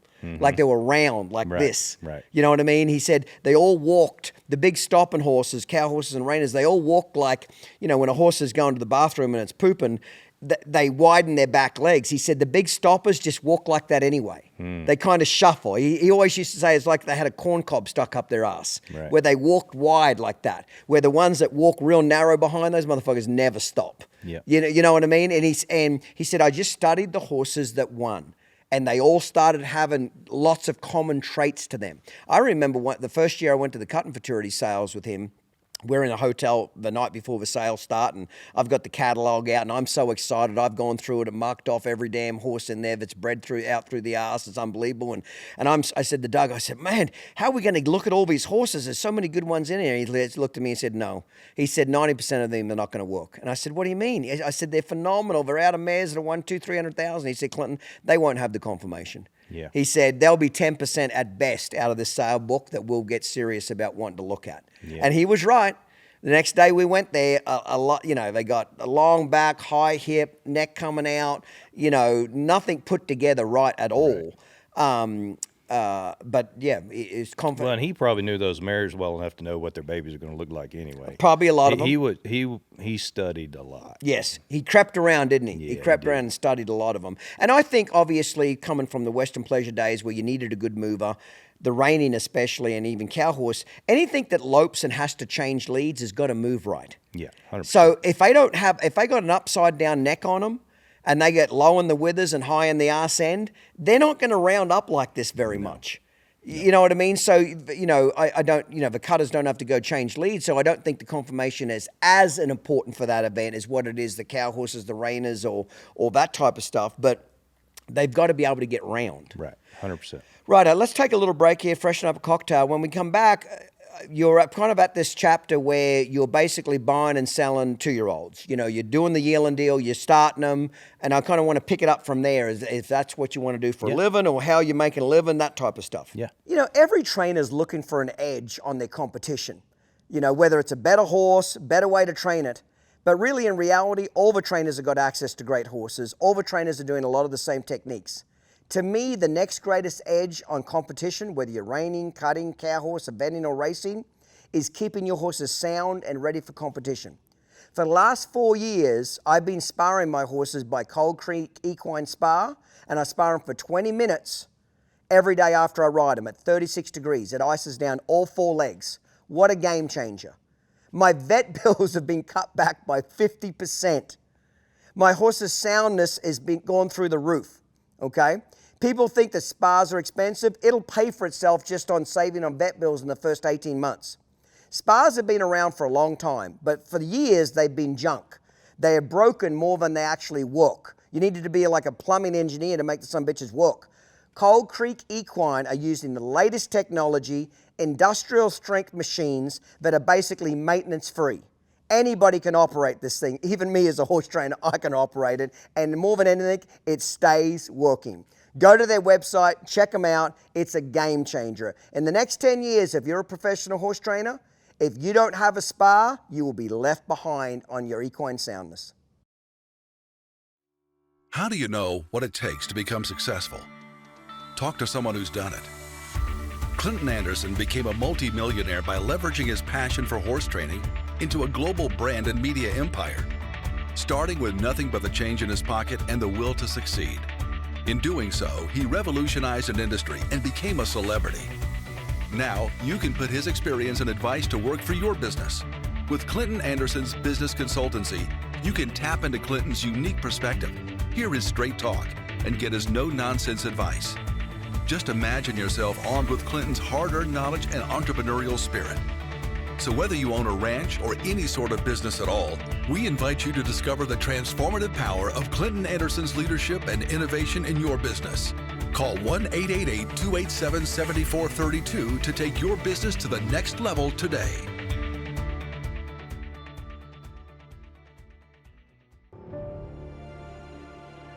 DT Horses was founded with one goal in mind: produce elite performance horses. For over 20 years, we've consistently met that goal and raised the bar, thanks to our dedication and focus on what matters most. DT Horses believes that every horse we raise deserves the best start possible. With a great foundation in place, all our colts go on to excel in the discipline best suited for them. We have many top performers in team roping, cow horse, cutting, calf roping, and barrel racing. We're offering our elite horses to the public. For information about the athletes available, please contact the DT Horses office at 480-471-4348. Learn more about DT Horses and the impact we've made on the Western performance horse world at dthorses.com. This episode is brought to you in part by Breaking Bad, the hottest new NCHA futurity sire. So, Don, we're back from a break, mate. So, you're having some success buying cutters as yearlings, breaking them out, and are you starting them on cattle, or you're just... No, I'm doing all that myself. Okay, where are you working cattle at then? Some at Clint's, some at Matt Miller's. At that time, I'd sold the place that we built in Silverado, and we bought another place in Foreclosure, and we built a little arena there. I had one of Laney Ashley's track cows, and I had some shock steers, had some buffalo. Yep. Had them all kind of hid back in the behind. Yeah, so the where nobody HOA could see didn't it. see Yeah, it. so the HOA couldn't see them. But yeah, we're trying to make a go at it with the tools that we had there. And did you see a potential there? Well, I was hopeful that first mare that we had out of Metallic Cat or by Metallic Cat, I had everybody in the country trying to buy her as a 2-year-old, and I really wanted to sell her, and my wife didn't want to sell her. She wanted to keep her and show her, and I had an opportunity to sell her for 10x what we paid, and I'm like, I'd really like to do the 2-year-old deal, and I need that mare to go on and do good and let people know you were trying a good one and sell it. We didn't do that. We kept her, and Wesley, I took her to Wesley in September of her 3-year-old year. Wesley Gallion, yeah. Yeah. And he worked her one morning, and he said, I think she might be a great one. And it's 2 months for the futurity. And you've done all the training up to this point? Yeah, we just had her at home. Yeah. And she had bone bruising bad in her 3-year-old year, so she had to be off for 3 months. But she was the kind of, she'd give you everything that she had every time you rode her. So I was careful not to ride her 5 or 6 days a week. I'd literally ride her and work her maybe 3 or 4 days a week at the most. He gets her, he takes her to a few pre-works, and a lot of his compadres are telling him, you need to show that. That's the one you need to show. He didn't have a real strong group that year. He had some nice horses, not a real strong group. And he ends up not showing her. It was clear at the Ardmore pre-work of his group, she was the most talented, but he just wasn't confident. He hadn't had her long enough to really be confident in every decision she made, so he let Jody show her. Jody makes the semifinals on her. It's the first year they cut the finals down from 30 to 25 or 25 to 20. He misses the finals by half a point. Okay. So Wesley shows her at the first show, which is the Bonanza. He wins the 4-year-old Derby on her at the Bonanza, and her mother's stifles were bad. By the middle of her 4-year-old year, her stifles are shot, and we ended up having to put her down. But we missed some opportunities there to sell her. Yep. And so the lesson there for people listening is when the money's on the fucking table, take it. Yeah, it always bites you in the butt. It does, when you doesn't it? don't take the money. It's like a karma, isn't it? It's like every time I've not taken good money for a horse, I've sold it a year later for half the price. Nothing. It fucking dies. I'm lucky to give it away. It's like this bad karma in the world. If they even get remotely close to the number I'm wanting, it's got to go. Yeah. Because I almost feel like when you don't take that good money, the world works against you. I don't know what it is. Do you know what I'm talking about? Yeah. You'll never go broke making money. Yeah. So greed can really put you in a poorhouse. It sure can, can't it? So after that, are you still doing 2-year-olds? What are you doing to make money? We'd buy, at that point I thought, well, hey, my business model is I just buy one and do that again. You know how that worked out. Yeah. I mean, the next year I bought one, and she, we sold her 3X in the 2-year-old sale for what we paid, and then I bought a cat stud, kind of the same deal. We ended up keeping him. We PO'd him in the 2-year-old sale. And that was the year I let Austin work that colt as a 2-year-old in the practice pen and people were walking by and it's like, when's he going to show him? And I'm like, next year. Yeah. I mean, he was that good. And as a 2-year-old, and Jason Clark was moving into Julie Wrigley's place, and they just done the highbrow cat deal with Blanton and everything, and that was the year he was coming off being Rider of the Year. I'd let him work that colt a few times, and he kind of talked me into keeping him, and we kept him. And at that point, I decided, I'm not getting any younger. I need to go as all in as I can go with this deal. Yep. For what I have, and see if we're going to make a go of it, or I'm going to do something different. So that's what I did. I went to work for Jason for a year. And when I say went to work for him, I worked half a day, which was starting at 3 a.m. in the morning to noon or 1 o'clock. I wasn't getting paid. Yep. I'm still, You're doing it for experience. I'm almost 40 years old, and I'm working to learn instead of working to earn kind of thing. Yeah. Like I should have been doing in my 20s. But I loved what I was doing, but it was becoming pretty stressful on my marriage, to be honest. I'm gone a lot. Now we have 2 young kids at the house. Yes. And it wasn't fair to my wife for me to do that. Are you still doing art after lunch? If you're working up till I'm noon? doing artwork a lot or time, yes. I'm Yes. doing a lot of commission stuff. And during all that, I'd done the trophy for the Congress 5 or 6 years before. When C.R. Morrison, when they decided he was going to retire, they asked me to do the bronze trophy there. And so I started doing that, which should have been a lucrative deal. I made the poorest business model or poorest business move of my life. What was that? When I did that, there's Fair no enough. way I'm going to tell you what I did. Fair enough. But, to this day, they still award my trophies at the Congress. They give out over 500 of them a year. So you were the one that designed the bronze for the Congress? Yeah. That's pretty cool. And so every time they do a class winner, they mention my name. I get a lot of mileage out of it. I get a lot of text during the Congress. We're so sick of hearing your name, kind of thing. But, there's a lot of people that don't even know I do that. Yeah, I had no idea either. My real estate clients, when I got a real estate license, I thought, well, first I didn't want a real estate license, but if I'm going to be a professional, I don't need to appear to be half in, half out. Yeah. So I don't even talk about Yeah. the art stuff anymore. So at this point, I'm getting the impression this is when the real estate came in, where you said, "Okay, I can't keep working for free. I've got." The year after, I went all the way through the futurity. Did you like training cutters more as a full-time kind of a job? I loved the cutting. I still love the cutting, but it's It's a tough business. Any of it's tough. It is. They're gone so much. I was gone to a lot of shows that year. It's a 12-month a year gig. It's not like some of the other stuff where it's a little seasonal. Yes. So it's hard. You have to be part gypsy. Yeah, and you got to have a wife that either travels with you or 100%. Is very supportive of it. Yeah. Yes. Yes. So let me ask you then: what happens now for you to make a career move? What's the next chapter there? Well, after the futurity, Jason ends up not showing that colt. Tom Dvorak showed him, made the semifinals, missed the open finals by a half point or a point. Mm-hmm. So I bring him home, and then I go ride with Bo and Wesley a little bit on the side, and I start, I'm going to do my own thing with him. So I did have a little success with him. I think I was second at the Super Stakes and limited non-pro. Yep. Made, I won some money on him, and I sold him in the futurity sale that year. Okay.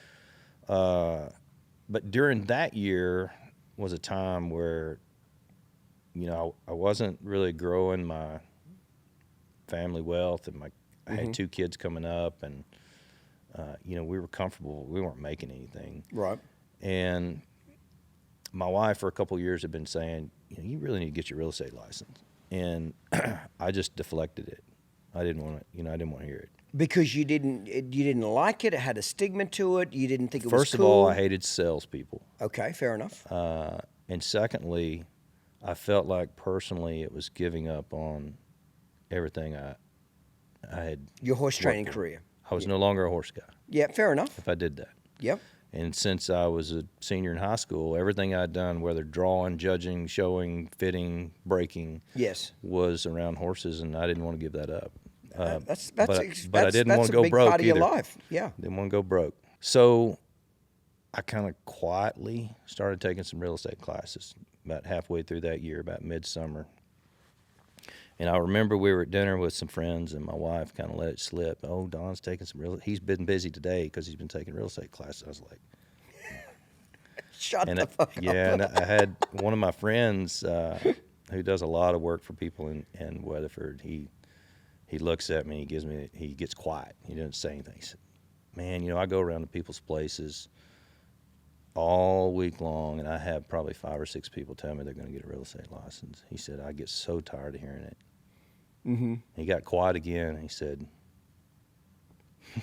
it's kind of emotional. That's all right. He's like, that's going to work for you. Truly. He said that. He said, that's going to work for you. And I thought, well, that's kind of funny. And so another month went by, and another mutual friend said, hey, I hear you doing your real estate classes. I'm like, oh, yeah. My wife's been talking again. I'm kind of looking at my boots, kicking some dirt around. Yeah, kind of, maybe. He said, well, I want you to list my place as soon as you get your license. And I said, oh, okay. And it was a pretty premier place in Silverado. Yeah. And so before I got my license, I wasn't in a hurry to get out, but once that kind of happened, I said, I need to get this finished, and I'm going to do this on the side. I'm going to make X amount. I kind of had it in my head what a X amount of income I wanted to make. And once I made that out, I was just going to do my horses. And when I got out, I had those. It looked like I had a really good business just right off the bat. And the first time I got that check from selling, something that was notable, I'm like, I've been working my tail off. Yeah. Day and night for 20 years, and you're going to pay me what to do what? I mean, I really felt like that. I felt like I was taking advantage of people. Yeah. And I said, I'm going to change my mindset here a little bit. Yeah. And so I shift gears. Well, that's cool as hell. Yeah. Not to take anything away from it, but there might be a lot of real estate agents, but there's very few really good ones. There's a lot of real estate agents, but there's not as many actual really good ones. Yeah, I hear that a lot from a lot of my clients. And, the first year that somebody, there's an 80% dropout in the first 12 months of people that get licensed. And that's a national number. Yep, an 80% dropout rate. Do you think that's because they think it's easy money and money's just going to flow in? I get my license and money's just going to flow in, and then reality fucking hits them that it's a lot harder than what it looks? Tell me why you think 80% of real estate people drop out in the first year. I think it's exactly what you said. I think people have this misconception that they're going to get a license and that there's somebody out there waiting for them to give them this golden opportunity that's going to save their life. Yeah. And that's not reality. Not even close. Nobody cares about your dream but you. Mm-hmm. And so those people that go to work for a brokerage that think the leads are going to be filtered to them, if they're doing it full time, like they have no side income to kind of get through the hard times, they can't afford to go from check to check. Yeah. Because it can be a long time. There's some droughts in there, isn't there? Yeah. Yeah. Valley Equine Reproduction is a premier equine breeding facility located in Stephenville, Texas. I've worked with the team there multiple times and had nothing but great experiences. Formerly known as the Brazos Valley Stallion Station, they offer everything.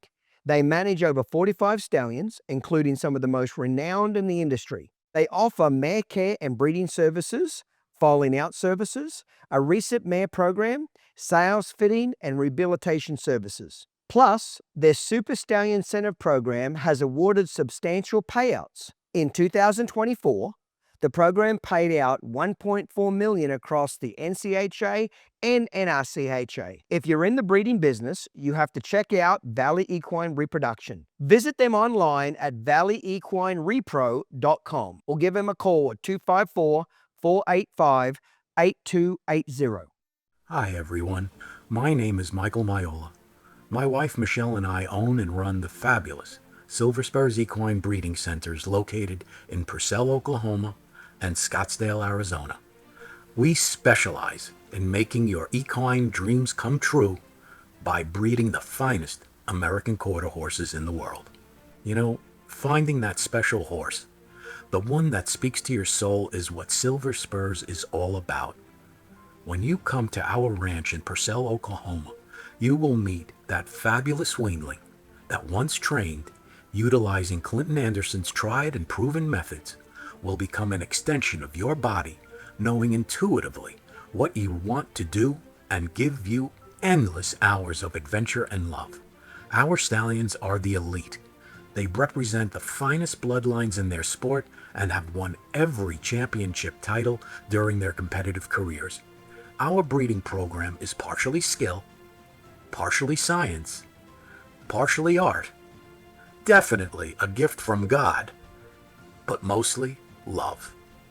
So if you share our passion and possess the drive and desire to compete in the show pen or tour the great American landscape with a loyal companion, creating adventures you will treasure for a lifetime, Silver Spurs has the horse you've been dreaming of. Nothing would please them more than to see this old piece of shit in a coffin. Oh, they want to drive a steel knife down a stupid fucking throat, and they talk about it quite often. Okay, guys, we got some hate mail stacking up. We got to get through this shit. I'm never going to get to the end of it. I don't start reading more of these. Okay, this hate mail comes from Lisa Watson. Lisa says, "Oh, this guy is a total dick." That I have to agree with. Who loves the sound of his own voice. I'd have to agree with that as well. Lisa, my voice has made me a lot of fucking money. So yeah, I'm kind of proud of it. Have a good day, beautiful. So that first check opened your eyes, and was that the first time you thought to yourself, man, I could really do this? Man, I remember as a clinician, the first time I thought to myself, man, I could really do this. I'll never forget it. I was at Equine Affair. It was 1998 in April. John Lyons was huge, Pirelli, Monty Roberts, everybody was way big.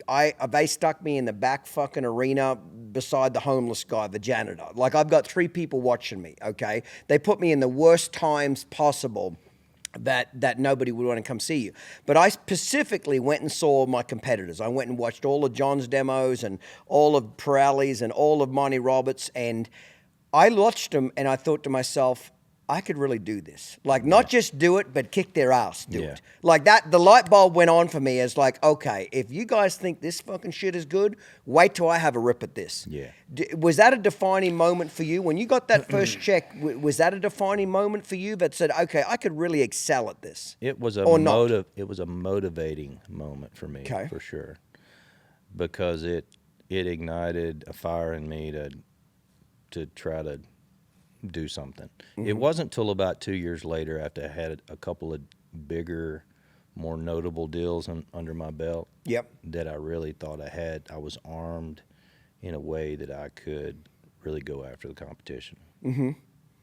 So at that point, you have to work for a brokerage firm when you first start out? Yeah, in Texas, you have to be an agent for 4 years before you can get a broker's license. Okay. And so during that 4 years, I'm with probably 4 different brokers. You know, I'm not going to name any brokerages, but I was the first one I was with out of school. I was probably with for a month or 2. Yep. And it's the big residential national brand. Yep. But they want you to recruit for their office, and you know, I've got a family and I've got hobbies and I've got interest, and I just don't have time. I'm trying to build a business and fuel my passion. Yeah. And I'd left there and I went to a transaction brokerage, which was they didn't take 30% of your commission. You pay them $500 for every transaction you do. You don't get a lot of guidance. Yeah. But they don't take your money. Okay. And so I was with 3 of those during that time, and I found out real quick, you don't really need a broker looking over your shoulder if you've just got some business sense and you've got a good attorney and you got a good title company. Yep. And I had both. Yep. And so I had a team around me that were very good at not missing details, and it let me focus on catching another fish and cleaning the fish in a way that people like to eat it. And that's how it kind of started. Yeah. And then from there, did you guys start your own brokerage? Did you start your own brokerage at that point, or how does that work? I kind of branded myself in a way, and was allowed. How did you match up with Milt then? How did you two get aligned? So to answer your first question, I kind of branded myself while I was with those transaction brokerages as if I had my own deal, which they allowed. What did you call it? Well, it's Don Bell Properties. Okay. And I was allowed to do that as long as I advertised the main brokerage underneath my name. Yep. And so for 4 years, I did that. And Milt and I, I wasn't close to Milt for 30 years like a lot of people in the horse business. I was close to Milt after I moved to Weatherford. Yep. Probably 5 or 6 years. We knew each other and were friends, but the last 3 years of his life, he was undoubtedly my best friend and the guy I talked to the most every day. Right. So he secretly starts, he sold Western Bloodstock. So did he start Western Bloodstock sales? Him and Jim Ware and Ben Emerson start Western Bloodstock. Okay. They sell it to Jeremy. Yep. And Milt, he makes some money and he thinks he's retired. And about a year and a half, 2 years after that, he's like, oh, crap. Our pool is getting smaller. I got to go do something. Yeah. So he secretly, and we're talking, every other day or so. He goes to real estate school, passes the test, and hangs his license with another group in town. And at that point, I already had my broker's license, so he could have come to me. And I call him when I see that he got a license. I'm like, you old stubborn mule, why didn't you just call me and tell me at least that you were doing that? He said, man, if I'd have told you I was doing my test and I failed it, you'd have never let me live it down. He said, I couldn't tell you. Right. So pretty soon thereafter, we worked a transaction where it wasn't intentional, but he almost got cut out of a deal. And I had an opportunity to cut him out of a deal because these buyers were not registered with anybody. Yeah. He just showed them a place. And I called him and I told him, I said, hey, I'm just giving you a heads up. There's a place down here you need to take those people to, and it's one of my listings, and I'm just giving this to you. And that act alone built a lot of trust with us. Yeah. And we did a few deals together, and it wasn't, 6 or 8 months after that, I'm like, if there's ever a time where you feel like you could step away from that group and we could do something together, I don't think I've ever wanted to partner with anybody, but I think we could make. Because you two, between the two of you, there wouldn't have been hardly anybody in Texas and Oklahoma you guys didn't know. Seriously, with the connections between you and your background and Milt's with Western Bloodstock, you would know everybody. Yeah, we had a very diverse book of clients together. Yeah. And so we decided that we were going to start an auction company, and he would move his license under me, and he wanted to do the auction stuff. I wasn't real excited about it because it's a hard sell in Texas. People don't have the mindset in Texas like they do in the Midwest. In the Midwest, it's the preferred way to sell real estate, farms and ranches, auctions. But they don't. Everybody thinks in Texas, oh, my neighbors are going to think I'm going broke. So I don't want to do that. Yeah. But we did that, and we signed up. You called me about selling your place, and I don't even know, Don, how I got your name. To be honest, I don't remember the person that told me to call this guy. Actually, you know who it was? Hunter. Probably Hunter. Yeah. It was Hunter. That's exactly Hunter. Hunter called me because I asked him. I said, I got to sell this place. I'm not having much luck with real estate people. I don't like them. I said, who's the best guy to sell a ranch of this kind of quality and status and what it is? And he said, you got to call Don Bell. He's the man. That's exactly who the fuck put me onto you. And I was extremely happy with what you and Milt did. Got me everything that the place was worth at the time. 4 or 5 years later, real estate with COVID went through the roof, so it would have brought more money. But every expenses went through the roof too. Everything's more expensive. Everything to build that new place that I built in Farmington, Arkansas, would have cost friggin' 45% more to rebuild it, 4 years later. But that's exactly how I got put onto you guys. But no, Milt was a good people person too, wasn't he? People loved him. Yeah, he was just a good old boy, easy to chat with, etc. I could see why the real estate worked well for him. Yeah. It's hard to be in the horse trading business for 30 years and not have anybody say a bad word about you. Yeah, that's a good point. And I said that, he asked me to speak at his funeral before he passed, and of course you can't say no. Yeah.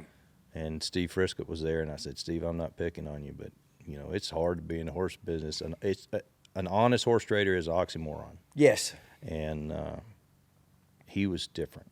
Yeah. He would do what he said he was going to do, and he always wanted people to feel like they got a fair shake, even if it took the skin off his knuckles or a buck out of his pocket.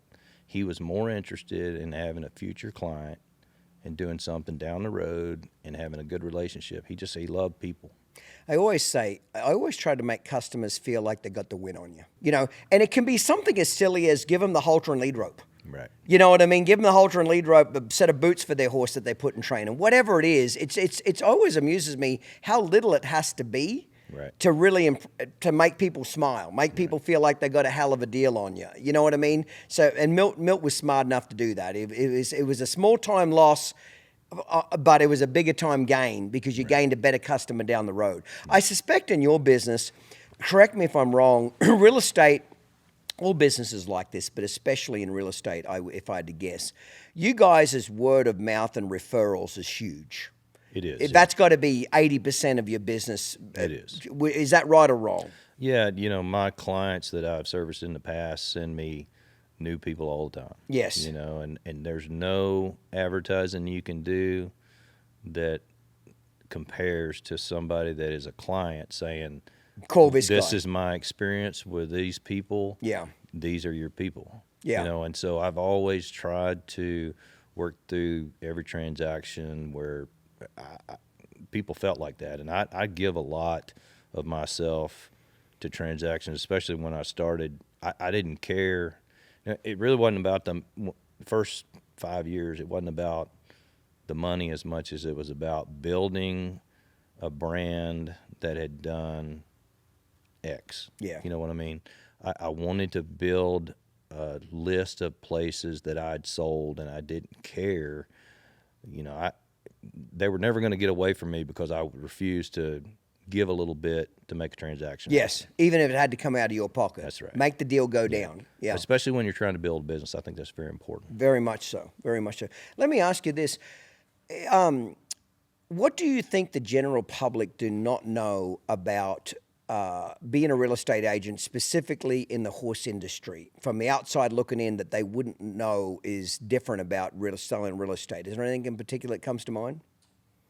I don't know. I think horse properties are, to me, they're about all the same. I mean, transaction's a transaction, but I just don't think people outside of the industry understand how much time it takes.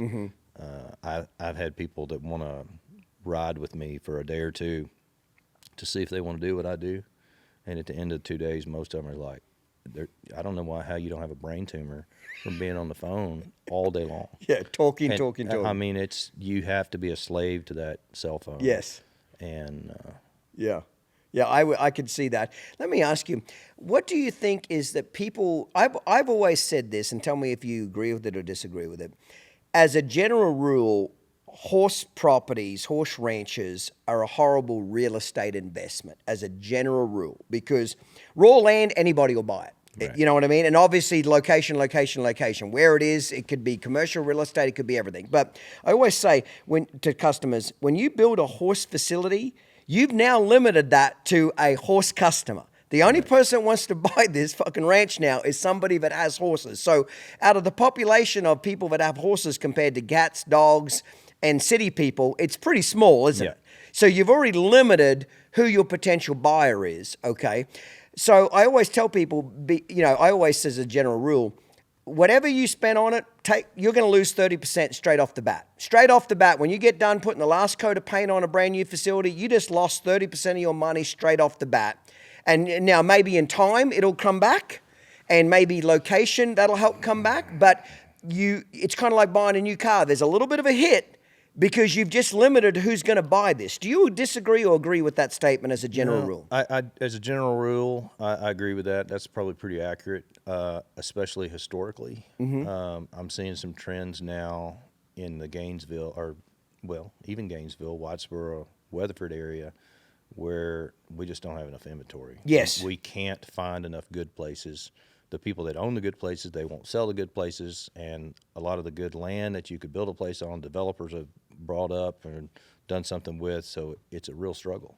Yeah, but some of those niche markets, Weatherford, around the Cutting area, Whitesboro, etc., those niche markets where it's the cool club to be there. Yeah. It's cool to be insulated from the national norm. Then I would say, as long as you didn't get stupid, and that brings me to the next point about what you build. Where do you think, because I always hear trainers say this all the time, oh, my place is my retirement, okay?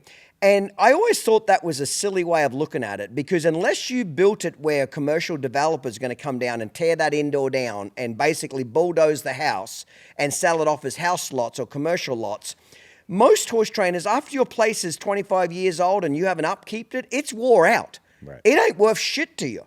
So they always put their retirement as in the place they train horses. I feel like, I always tell people, you want to invest in real estate, great, but don't invest in other rental properties, commercial properties, other things that will guarantee to go up. Where do you think the biggest mistake is? If you had to give advice to young horse trainers wanting to build a facility, what is some advice you would give them of common mistakes you see people making? Like, for example, the place of mine in Texas, what saved my ass there on that place in Stephenville was that we could break it up into 3 separate lots. Right. Now, I didn't plan on that when I built it. I just built it where I thought everything made sense. But it's safe if I couldn't have split that place up into 3 separate lots, I wouldn't have done so damn well. Right. You know what I mean? So where do that's a common place is when you build it, what else can be sold off it? What is a good size of barn? Like, the barn we built now in Farmington, it's a 28 stall barn. I wanted to keep it between 25 and 30 stalls because most professional horse trainers are going to be somewhere between 20 and 30 head of horses they keep in training. You start getting 40, 50, 60 stalls, now it's going to get a lot harder who you're going to sell that to. The size of indoor arena, 125 by 250. I could sell it to a cutter. I could sell it to a roper. I could sell it to a cow horse guy. I could sell it to a Western pleasure guy. Mm-hmm. You know what I mean? I was very particular building this last one is who's going to buy it when I leave, because when I moved to Texas, I was like you. I loved Texas, and I thought to myself, I'm going to die on this ranch, and 11 years later, I sold it. And I loved it, but my point is, you always think you're going to live somewhere forever, and you never do. Right. So this last one, I don't have any plans on moving, but it'll get sold at some point. So I wanted to build something that was as easy to sell to as many different disciplines of the horse industry as possible. What do you see as some common things that people could pay attention if they were building a facility or planning on doing it to make it the most easy to sell or easier to sell? Well, I think you've hit on pretty much all the highlights of what they need to do. You need to make it as diverse as you can. It needs to appeal to as many disciplines as possible, especially when you're building something that's not in the heart of Weatherford or something like that. Like your place, I haven't even seen it, but the likely buyer for somebody that will come along in your place probably as a team roper or a barrel racer or something like that, because there's a lot of those in the Southeast. They're all over the place. Yes. But most people just don't think about the next guy. They really don't. They just really get in, dig in, and build something that's good for them. And I think it would be really wise for a lot of people to get somebody to walk them through. Do you do consulting at all? Like I do consulting. People who do consulting, I do about 5 a week. I kind of like to do it. Mainly it's about making money in the horse industry, business and so forth. I do it over a Zoom call, charge them $500 an hour. I enjoy doing it. Can people hire you to consult and say, hey, I'm thinking about building a place. What do you see this land? Because I've done some of that. Like the last guy I did with real estate, he had 100 acres and he planned to put this beautiful equine facility right smack bang in the fucking middle of it. I said, don't do that.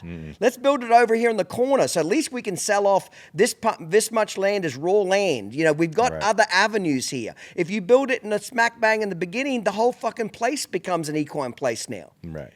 You know what I mean? So that $500 saved him thousands of dollars in screws up. I've definitely done some consulting. I've done mostly consulting on large ranches. You know, like I got hired to oversee another broker that was actually representing a buyer on a 50,000 acre place in Central Texas a couple years ago, just to give my opinion on all the tracks and how to break it up and make sure they weren't stepping on any frogs. Yeah. But That'd be the first. If I ever built another place again, I'd be calling you when I found raw land and say, okay, what do you like about it? I'd pay you. Don, what do you like about this? What do you hate about this? This is what I plan on building. I'm going to hire you in 10 years to resell this. Where's my Achilles heel? That'd be the first thing I do is hire you to tell me every angle where this is going to screw me in 10 years from now. Well, you've been through enough places that you know that third you need that, place now. that you need yes. that. Yes. And a lot of horse trainers, they don't build 3 or 4 places. They build 1, sometimes 2. But they'll build it next to something that'll kill the resale, even if they build something nice. You know, that's the biggest challenge in Texas. There's no restrictions, you know. It's hard to sell a really nice $10 million place next to a trailer house. Yes. You know what I mean? That's a fact. And it's very common in Texas to see that kind of stuff. Yeah. Yeah, $1 million home and a ghetto beside it. Yeah. And the consulting thing for me, I love doing that actually, and have done quite a bit of it. But when it becomes too time consuming for little projects, it kind of gets in the way of what we do. Yeah, fair enough then. Where do you see? Are you mainly specializing in the smaller horse ranches or the bigger ranches now, or you do a little bit of everything now? Well, with my alignment now with Icon Global. Talk about that a little bit. Well, Bernie Utrich is the one that started that company, and he's Australian, and came over here, kind of self-made kind of guy, and sold to W.T. Wagner, and that really kind of kick-started his notoriety in the large ranching world. But he's a really good commercial broker, and he's a marketing machine. You know, I think that's where Bernie really stands out, and that's what first attracted me to Icon Global before we even knew. You know, I was telling the other brokerages that I was with, hey, you guys are really missing the boat, because this Icon Global guy is, you know, he's nailing the imagery and the content and the messaging. And so before we ever met, you knew he was on the radar. Yeah, I knew he was doing the kind of things that I really wanted to do. But with my, you know, we went back and forth 12 months trying to figure out how we were going to do structure our deal. Yeah. And you know, I really need to do bigger things, and we're trying to put a cap on the things that I do, so I'm not doing as much smaller stuff, because it takes just as much time to sell a $2 million place as it does a 40. Yes. And it sounds crazy when I say that. No, but it's true. It really does, and it's usually more emotion. Yeah. And more headache. Yeah. It's kind of like the cheaper the horse is, the more bullshit you have to deal with. It's selling a $15,000 horse, you'll answer 10,000 million fucking questions. They'll want to know the last history of the last 180 days that happened to it. You sell a $150,000 horse, they get a vet check, ask a few questions, and it's gone. Yeah. Yes. Yeah. I have a team of people that I'm passing on stuff to on the smaller side that have worked with me, that are taking care of that, and then still letting me touch the transaction and give my opinions and that sort of thing. But that's kind of how we're handling that right now. Yep, very good. So are you still called Don Bell Properties then? No, we have, I'm done away with that LLC. Okay. So I'm with Icon Global now. Okay, so you basically, people want to hire you, get you to find them a place, sell a place, etc. They go through Icon, correct? Yep, that's correct. Okay, very good. Well, listen, mate, I've really enjoyed the conversation. I had no idea that you were an artist and did the bronze at the Congress, and you've lived a very, you're not that old, you're only old as me, 50. You've lived a very diverse life so far. I have. You should be pretty proud of that. You know? I'm content with where I am in life. You know, as a 15-year-old boy, I'm not sure that I'd look at my destination as what I wanted it to be. Yeah. But, man, I've got a great family. You know what I admire about what you've done is you've walked through the open doors. Yeah. My mother was a big deal on that. You know, Clinton, when one door closes in life, another one will open. and you've walked through open doors that presented themselves to you, especially like, for example, with the real estate. It wasn't something you had your heart set on, but it was an open door and you walked through it. But some of my best open doors have come, and I don't know about you, from some of my biggest life disasters, some things that went wrong. Oh, yeah. You know, some things that slapped me in the fucking face that that life, you know, knocked me on the ground, and I'm like devastated. And then I wake up when the dust settles and I'm like, holy shit, this was the biggest blessing I ever had. Well, for every success that people see, there's probably 5 failures on my report that nobody will ever know about. Yeah. But I mean, that's part of it. You have to be numb to failure if you're going to be a business leader. You have to. I agree, and I think you have to be numb to criticism too. Oh, you do. Yeah. You got to be half arrogant. You got to be, especially social media and comments and the nasty shit people say. You've got to have a backbone of steel, but you just don't give a fuck. If you build your success or your dreams on opinions of others, you're going to run out of fuel pretty fast. I love that. Say that one more time. If you build your dreams or your self-worth even on the opinions of others, you're going to run out of gas pretty fast. That's pretty funny. That is classic. That's a great place to end. But I got to ask this last question. I always ask every guest. If you could go back to an 18-year-old Don Bell, what would you tell yourself? You know, at that age, we probably wouldn't have listened, you know, full of piss and vinegar and think, well, shit doesn't stink. But what would you tell yourself? If you had to, or maybe the message you'd give to your kids at 18, what would you tell them about life? Persevere. You know, I've been able to persevere and be consistent, and there's nothing more important in life and business, in marriage, in your friendships, than just be consistently there for people and just keep going. Mm-hmm.